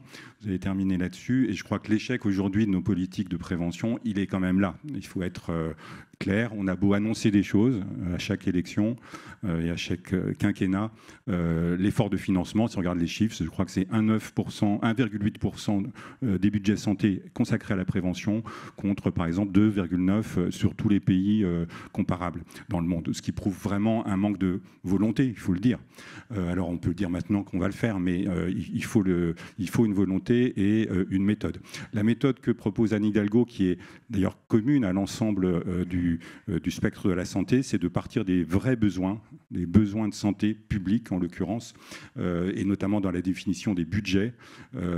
Alors ça concerne par exemple beaucoup l'hôpital public que nous défendons au maximum, mais l'ensemble des budgets de santé doivent être définis en amont de ce qui sera défini ensuite par l'ONDAM, fixé par Bercy, qui n'est jamais discuté en fait par les parlementaires en amont, avec une évaluation des besoins. Et je pense que l'évaluation des besoins, elle doit se faire sur les territoires. Je crois qu'on est tous d'accord là-dessus. là-dessus, je ne vais pas y revenir. Je pense que le bon échelon, c'est effectivement les communes, les départements, pour à la fois évaluer les besoins. Ce n'est pas juste un principe politique, c'est les citoyens, comme ça a été dit par M. Raymond, ils savent, eux, ce dont ils ont besoin, et on sait sur le terrain ce qu'il faut mettre en œuvre. Donc il faut partir de ces besoins et il faut les mettre en œuvre, effectivement, au niveau des territoires. Je crois que le rôle des départements s'impose de plus en plus comme des acteurs incontournables des actions de santé. Donc définir les besoins à la hauteur des enjeux et donc là, sanctuariser, vous l'avez dit, mais vraiment porter des objectifs de santé publique. Et Anne Hidalgo propose beaucoup d'indicateurs qui sont des cibles, hein, évidemment, on ne peut pas s'engager à 100%, mais de dire il faut arriver à telle, par exemple, réduction du nombre de personnes touchées par le surpoids et l'obésité en France, 20% en 5 ans. On sait que c'est un des facteurs de mortalité évitable majeurs. De même que pour le tabac, exemple d'objectifs de santé publique majeurs qu'il faut poursuivre parce qu'on a plutôt tendance à stagner. Donc aboutir à une première génération de jeunes sans fumeurs, je crois que c'est un objectif que certains pays se donnent et commencent à atteindre. 10% de taux de fumeurs en France, par exemple. Donc donner des objectifs et évidemment les moyens derrière. Réduire toutes les incitations à fumer, notamment donner des interdictions de fumer dans les lieux publics autour des écoles. Et c'est la même chose pour l'alcool. C'est un des sujets évidents aussi pour réduire la mortalité évitable. Et puis, évidemment, vous avez cité la santé mentale et nous aussi, on porte une grande cause qui serait la cause du quinquennat autour de la psychiatrie et de la santé mentale, parce que la prévention, c'est aussi une bonne santé mentale avec plein d'impacts sur les modes de vie et sur la santé globale. Alors, pourquoi j'insiste encore une fois sur ces objectifs? Parce qu'il faut les financer. Philippe Amouyel a cité à juste titre les efforts qui sont liés aux services sanitaires et l'implication des jeunes dans ces démarches qui est vraiment essentielle. Moi, j'ai une activité de professeur de médecine aussi et on met ça en place, sauf qu'à ma connaissance, ça a été fait sans 0 € supplémentaire pour les facultés de médecine, alors que ça prend du temps, ça demande des moyens et il faut l'accompagner. Donc, sinon, c'est un peu du bricolage. C'est parfois bien fait, évidemment, mais ça demande du temps et on sait bien que nos facultés sont un peu exsangues, hein, je suis désolé de le rappeler. Donc un objectif, c'est de développer ces actions qui commencent par l'éducation. Donc il y a 3 santé communautaires évidentes, enfin médecine communautaire, l'école, la santé scolaire, les étudiants universitaires, et c'est une crise en ce moment quand même dramatique, il faut le dire, les étudiants que nous voyons, ils sont tous très très mal, alors en santé globale, mais mentale et physique, et la santé au travail, ça a été dit. Donc c'est des axes qu'il faut à tout prix renforcer. On sait que les problèmes de démographie n'aident pas, mais il faut trouver quand même tous les moyens pour mettre ça en œuvre. Et puis le dernier point, c'est évidemment les médecins, malgré tout, disponibles pour faire du dépistage, pour faire de l'éducation. Il faut des médecins. On connaît le problème des déserts.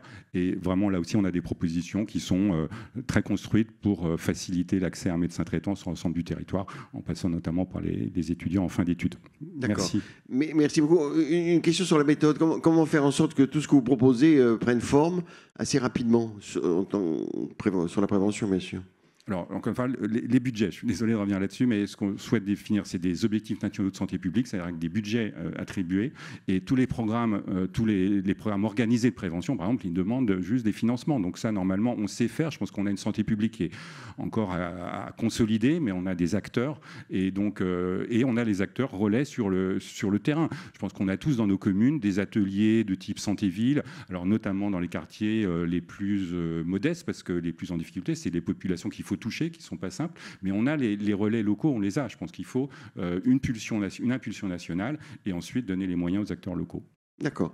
Anne Souiris, vous représentez Yannick Jadot et vous êtes dans la vie civile adjointe de la maire de Paris chargée de la santé. Donc on vous écoute. Vous connaissez particulièrement bien le problème de la prévention. Et on vous donne un micro, c'est mieux. Oui. Merci. Et d'ailleurs, vous avez le masque, et c'est tout à fait bien parce que l'épidémie n'est pas terminée. Merci, c'est de la prévention aussi. Je vois que je suis un peu solitaire, mais néanmoins, en tout cas, je ne suis pas là pour faire la police de la santé. Mais c'est effectivement la question de la prévention est au centre de ce que je fais à Paris, mais ce n'est pas ce que je fais à Paris qui nous importe aujourd'hui, c'est plutôt ce qui pourrait être fait au niveau national avec les collectivités, évidemment. Alors, sur la question de la prévention, ce qui est le plus important, c'est de se demander, quel chemin, parce que j'ai l'impression que le diagnostic est le même partout, dans ce que j'entends depuis ce matin, il faut de la prévention. La prévention n'est pas prise en compte assez dans le schéma français de santé publique, et il faudrait à la fois mettre un budget qui soit sanctuarisé. Enfin, j'ai l'impression qu'il y a un certain nombre d'objets, de diagnostics qui sont les mêmes, quels que soient les partis politiques. Cela dit, une fois qu'on se dit ça, le chemin est compliqué parce que c'est une révolution culturelle. La réalité, c'est qu'on n'y est pas du tout dans le monde de la prévention en France. On n'y est pas à notre sens, avec Yannick Jadot, pour plusieurs raisons. D'abord, la première raison, c'est qu'on n'est pas dans la santé environnementale.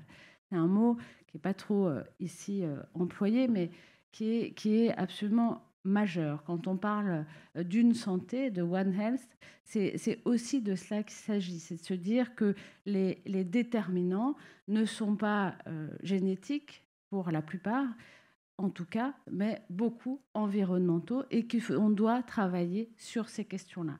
D'ailleurs, sur ces questions-là, ça veut dire travailler évidemment sur les comportements. On en a parlé sur la question du sport, sur lequel d'ailleurs Yannick Jadot a vraiment un programme très précis, mais je n'ai pas envie de faire une liste à la Prévert, donc je ne vais pas citer tous les sujets, mais sur les questions nutritionnelles, sur les questions de comment on vit chaque jour, et sur les questions de la lutte contre les addictions, mais c'est aussi tous les programmes qui sont environnementaux dans le sens, par exemple, de la lutte contre les pollutions de l'air, les pollutions du bruit. Vous parlez de la question, ça c'est quelque chose dont on parle presque jamais, mais la question du bruit, de la pollution sonore, ça rend fou. C'est quelque chose qui engendre des problèmes de santé majeurs, en particulier en ville, évidemment, parce que c'est là où il y a le plus de bruit, mais partout où il y a du bruit. Donc la lutte contre la pollution est absolument essentielle. La pollution extérieure, on sait qu'il y a de plus en plus d'allergies, d'asthme et de problématiques liées à la pollution, y compris d'ailleurs avec des troubles cognitifs, comme ça a été démontré par un certain nombre de chercheurs français dernièrement. Donc on voit l'étendue de ce désastre-là, qui est encore peu visible, et sur lesquels il faut avoir un travail, on le voit, qui est bien plus large que celui d'un ministère de la Santé tel qu'il se conçoit actuellement.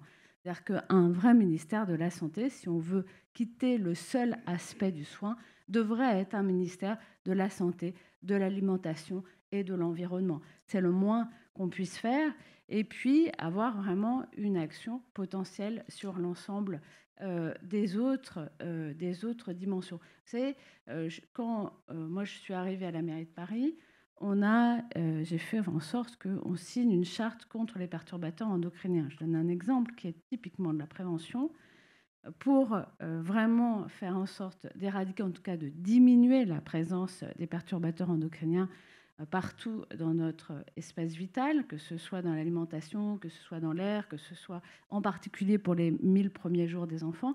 Il faut s'atteler à tous les domaines. Il faut aller dans les marchés publics. Il faut commencer à mettre des critères.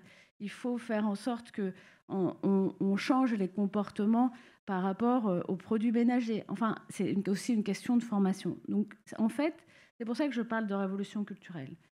Quand on veut parler de prévention, en réalité, on ne peut pas simplement aborder ce sujet point par point et se dire on va le rajouter et avoir une ligne budgétaire sur l'ONDAM. Oui, il faut une ligne budgétaire sur l'ONDAM, bien entendu.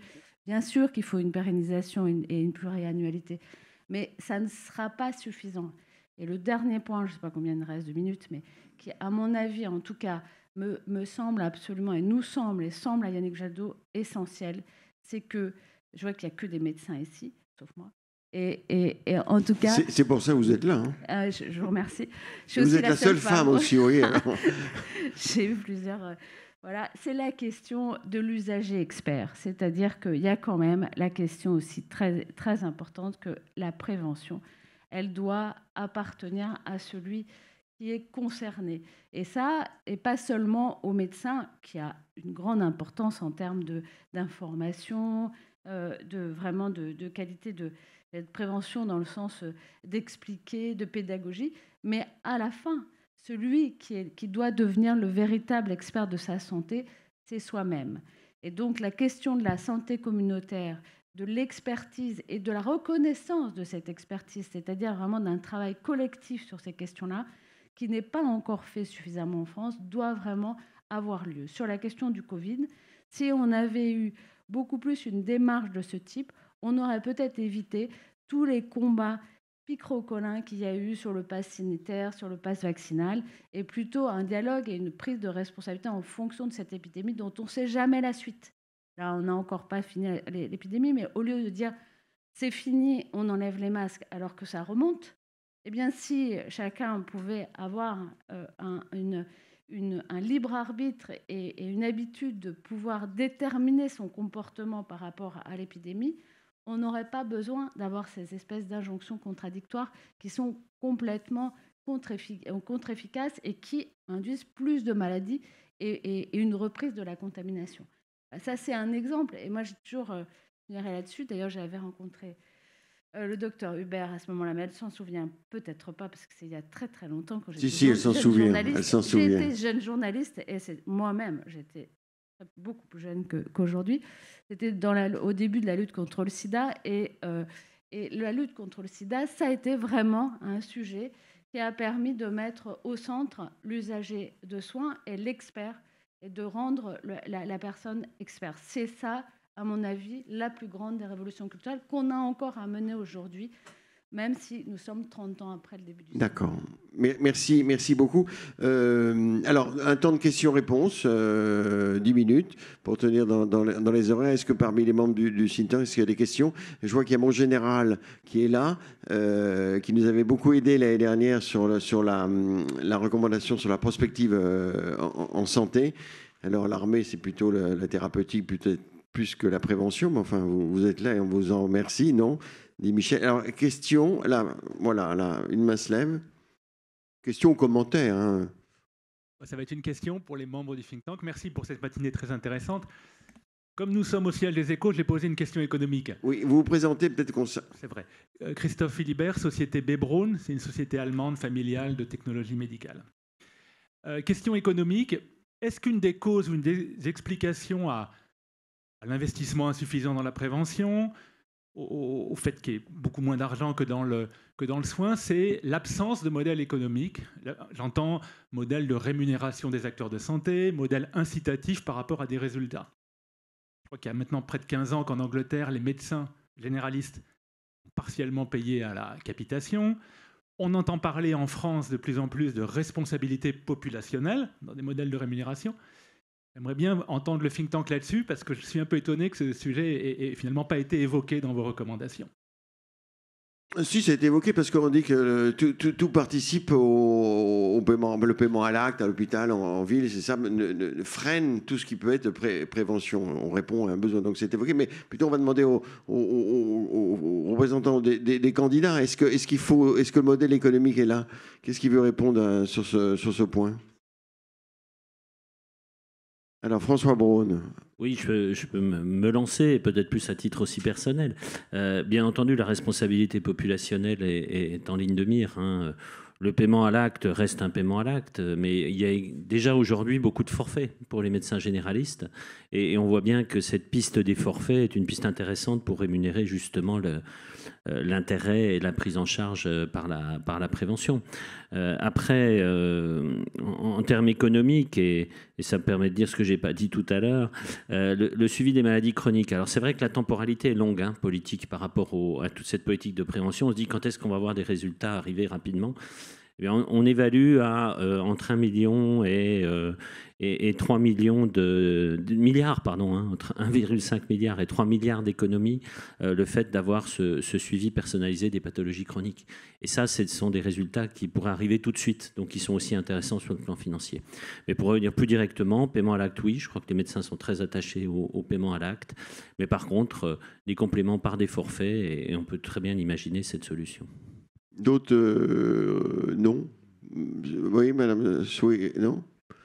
Oui, bien sûr. Enfin, la question du forfait est absolument essentielle, du modèle économique dans lequel on est. Mais j'insiste sur le fait que le changement de modèle économique, ça ne touche pas que les médecins et que les médecins généralistes et que la médecine. C'est aussi dire que financer la prévention, c'est financer, par exemple, un programme de sport santé et de fait, ce qui était dit tout à l'heure par mes collègues, c'est-à-dire le fait de donner un accès au sport et gratuit aussi à partir, enfin, d'étendre le côté passe sportif pour les jeunes et de permettre aussi que toutes les personnes qui ont des problèmes de santé puissent avoir accès, en tout cas beaucoup plus généralement, à ce qui est sport santé. Donc à des programmes sport santé gratuits, remboursés par la sécurité sociale. Et ça, donc, ça dépasse largement en fait le modèle économique uniquement lié est-ce que forfait ou est-ce que, je ne dis pas ce que c'est pas important, ou paiement à l'acte. C'est vraiment aussi une bascule sur vraiment qu'est-ce que c'est que la prévention et comment on fait aussi pour faire, vous parliez de la transition écologique tout à l'heure, mais une transition pour moins de pesticides dans notre agriculture, ça fait partie de la prévention et c'est aussi un investissement fort, c'est aussi un changement. D'accord. Oui, vous voulez répondre très rapidement parce qu'on a d'autres questions. Ouais, pardon. Jean-Paul Ortiz, Michel Cazorade et monsieur derrière. J'allais dire exactement la même chose sur le sport santé, donc ça converge. Et on peut dire aussi la même chose, par exemple, pour les forfaits d'aide à l'arrêt du tabac. Je reviens là-dessus, ça fait partie des enjeux majeurs. Et aujourd'hui, il faudrait renforcer le droit à être accompagné tous les ans pour les gros fumeurs, sans parler de la cigarette électronique, qui est aussi un aspect très important pour la réduction des risques. D'accord. Alain Milon. Oui, juste un petit mot supplémentaire. Par rapport à ce que la France dépense pour la santé de ses concitoyens, la sécurité sociale dépense à peu près 200 à 210 milliards et les complémentaires entre 30 et 40 milliards suivant les années. Ce qui fait donc en moyenne de 240 à 250 milliards de dépenses chaque année en matière de santé. Une partie va dans le paiement à l'acte pour les médecins libéraux, une partie va aussi dans la T2A ou dans le budget global pour les hôpitaux psychiatriques. Il y a actuellement une politique conventionnelle qui est mise en place, qui est en discussion entre évidemment l'assurance maladie et les différents syndicats médicaux. Et il y a une réflexion qui est en train de se mettre en place avec des forfaits qui sont déjà mis en place, d'autres qui vont venir par la suite.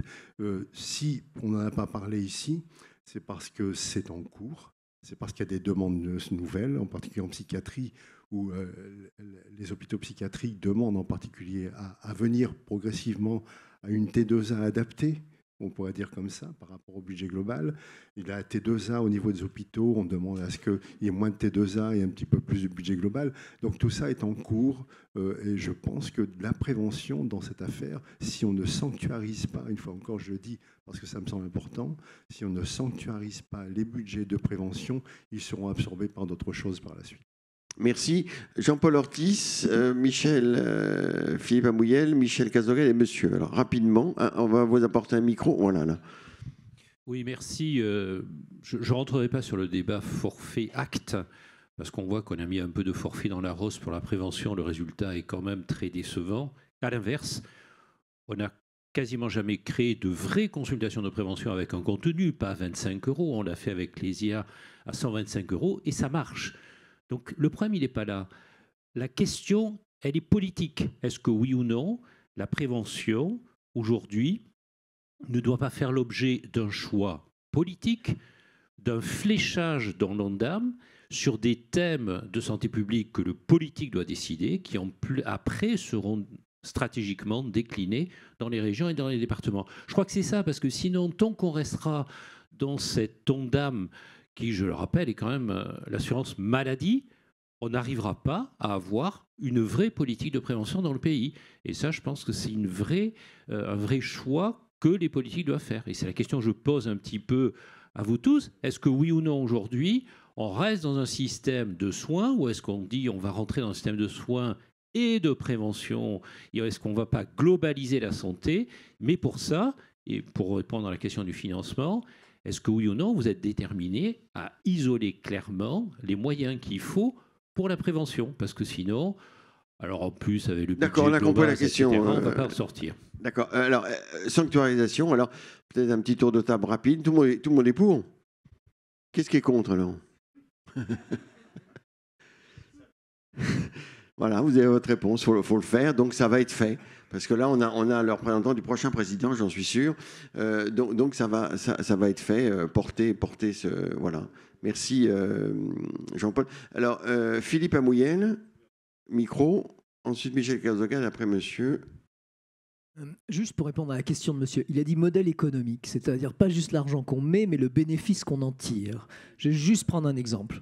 Les maladies neurodégénératives, on n'en a pas parlé à cause du Covid, mais avec les Covid longs, avec ce qui se passe derrière, je pense qu'on va avoir une poussée, entre guillemets. Alors pas forcément tout de suite, mais dans un certain nombre d'années. Ce qu'on sait aujourd'hui, c'est qu'il y a des mesures de prévention qui se développent de plus en plus en matière d'augmentation de la réserve cognitive, qui ne traitent pas la maladie, mais qui repoussent son âge de début.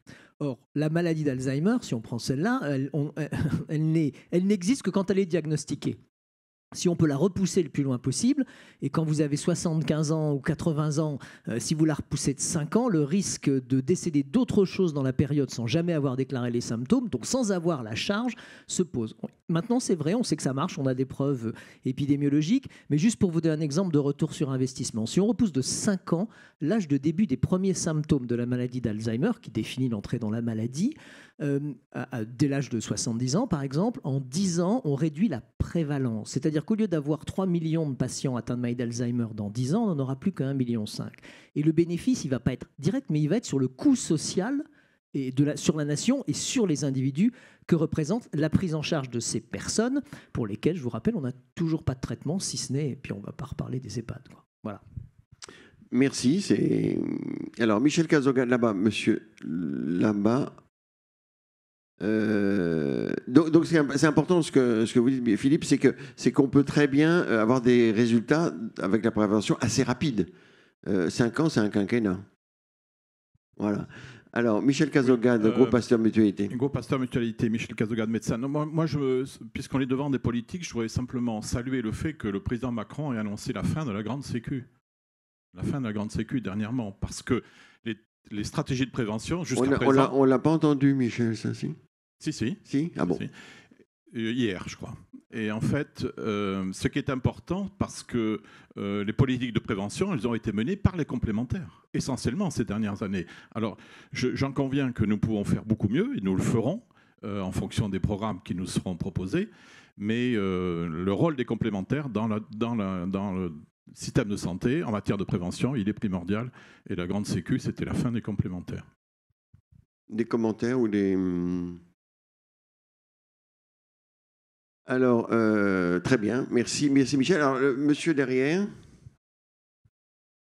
Oui, Georges-Alexandre Imbert, président de l'association d'aide aux victimes des accidents de médicaments. Alors, moi, ça fait 30 ans cette année que je fais de la prévention pour éviter les suicides et les homicides et les actes de violence liés aux prescriptions de tranquillisants et de somnifères.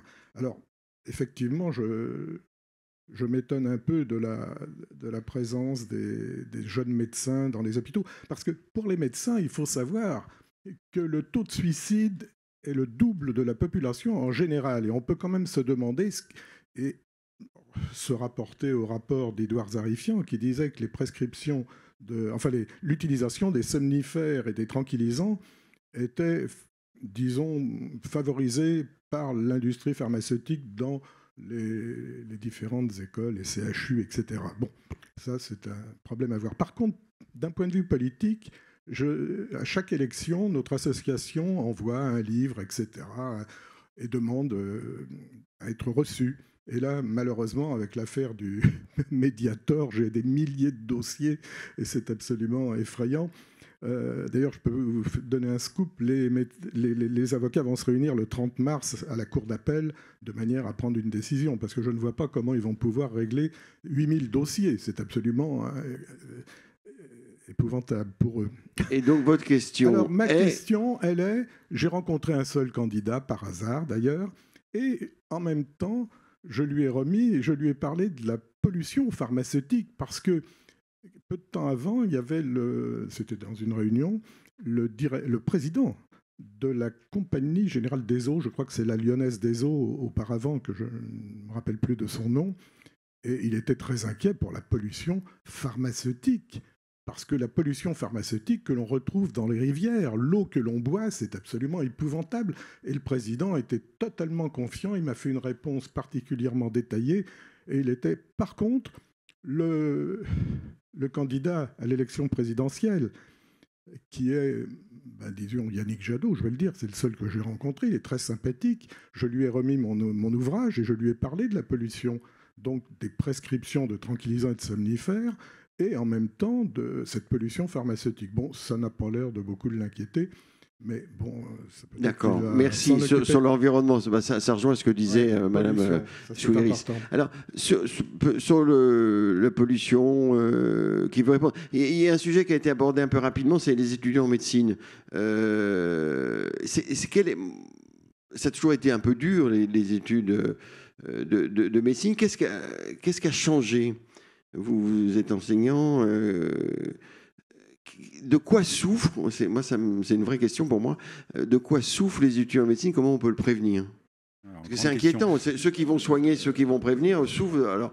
je sors en casquette de psychiatre. Il y a deux choses. Il y a les étudiants en général en ce moment, et je crois que tous ceux qui côtoient des jeunes sont très inquiets de l'état de post-Covid, comme on dit. C'est l'isolement, c'est ça, sidération.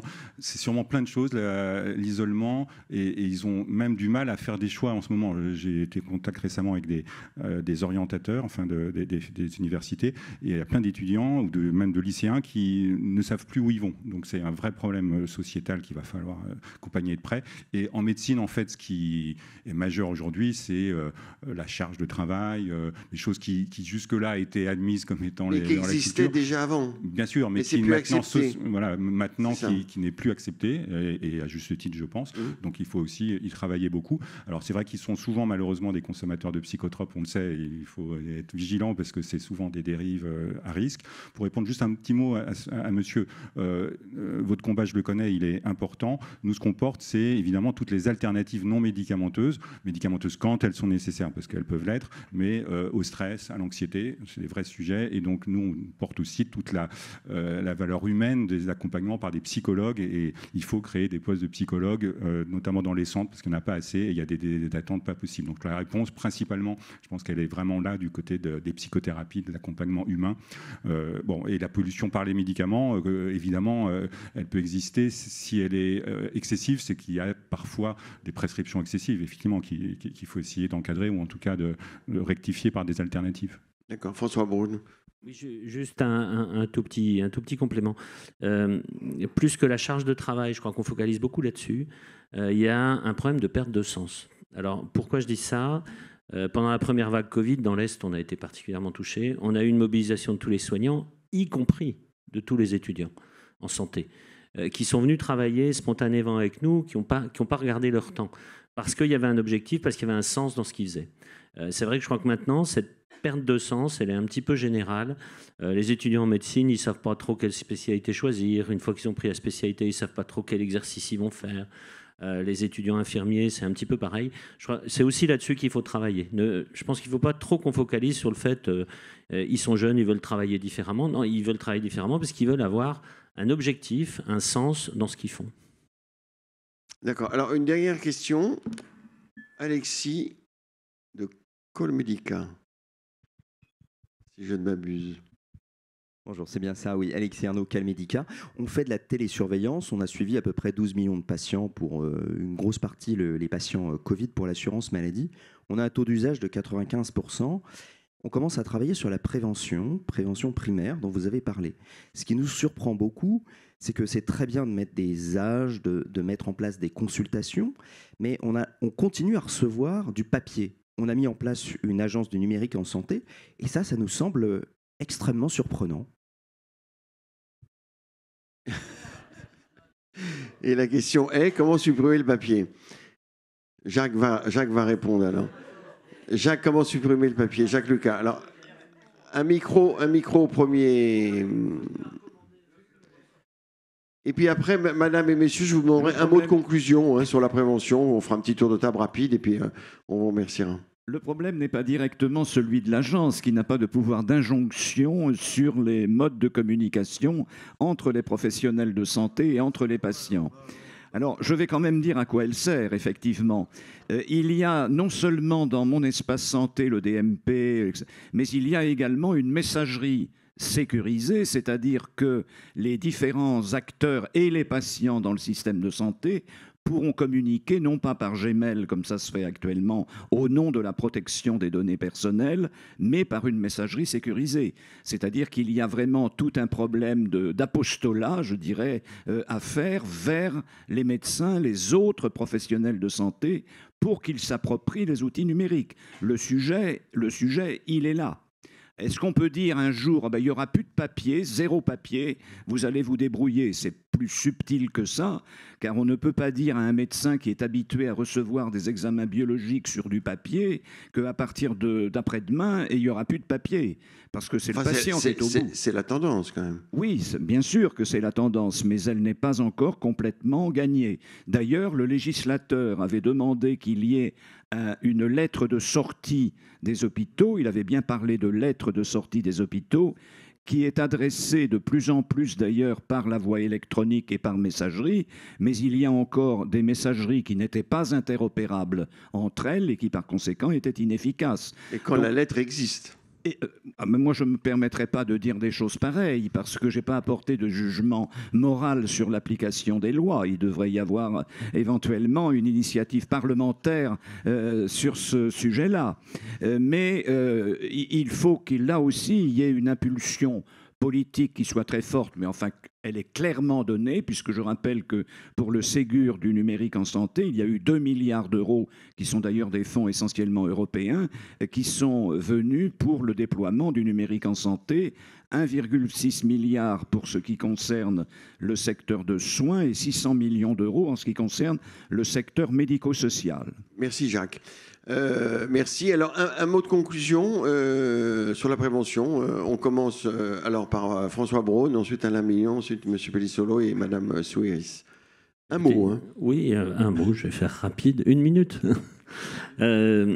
Déjà pour dire que moi c'est ma première campagne, hein, donc je suis désolé.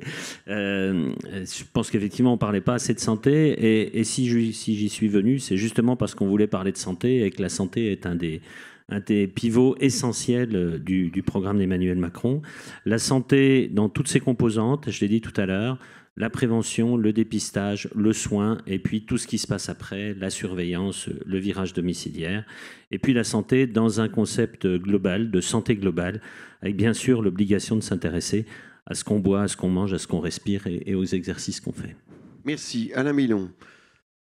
Oui, alors la prévention, ça concerne beaucoup de domaines. L'alimentation, la qualité de l'eau, la qualité de l'air, l'environnement, l'aménagement urbain. Donc, ce que nous proposons également, c'est la création d'une délégation interministérielle auprès du Premier ministre en matière d'environnement et en matière en particulier de sécurité en santé. D'accord, merci. Antoine Pellissolo. Alors, en un mot, je crois que l'essentiel, c'est la valeur républicaine. Je pense qu'on a derrière cet accès à la bonne santé pour tous, parce que les inégalités de santé, elles sont cruciales, enfin elles sont critiques. Les différences d'espérance de vie en bonne santé que vous avez citées, qui sont en effet très importantes avec d'autres pays, elles sont encore plus nettes entre groupes sociaux.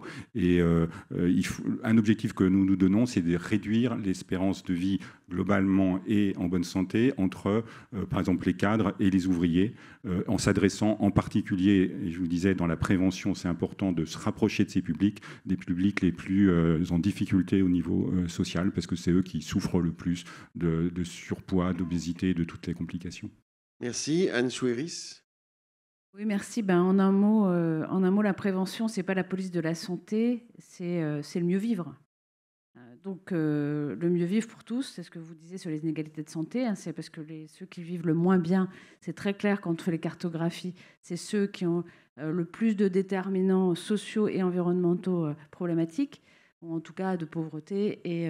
Et donc, la question de la prévention, c'est une question complètement d'organisation sociale et de réorganisation sociale, et surtout de mieux vivre, j'insiste là-dessus, parce qu'on pense toujours quelque chose en termes un peu de polissage, d'effort, alors qu'en réalité, si on fait de la prévention, eh bien, on aura des personnes âgées en meilleure santé, on aura des personnes qui ont moins de maladies chroniques, et donc, franchement, on ira juste mieux. Et c'est ça qu'il faut porter comme message. Merci. Merci beaucoup. Merci, madame. Merci, messieurs. On peut vous applaudir, d'ailleurs, après tout. J'ai l'impression, comme je disais tout à l'heure, que cette recommandation, ça sera la plus importante. Enfin, c'est la plus importante de toutes les précédentes. On va continuer ce débat parce qu'on va organiser, dans le cadre du groupe Les Échos Le Parisien, un forum santé le 15 septembre prochain. Et il y aura bien évidemment un temps sur la prévention, le débat. Et parce qu'on inaugurera un nouveau quinquennat, donc de nouvelles espérances. Merci à vous et donc à très bientôt.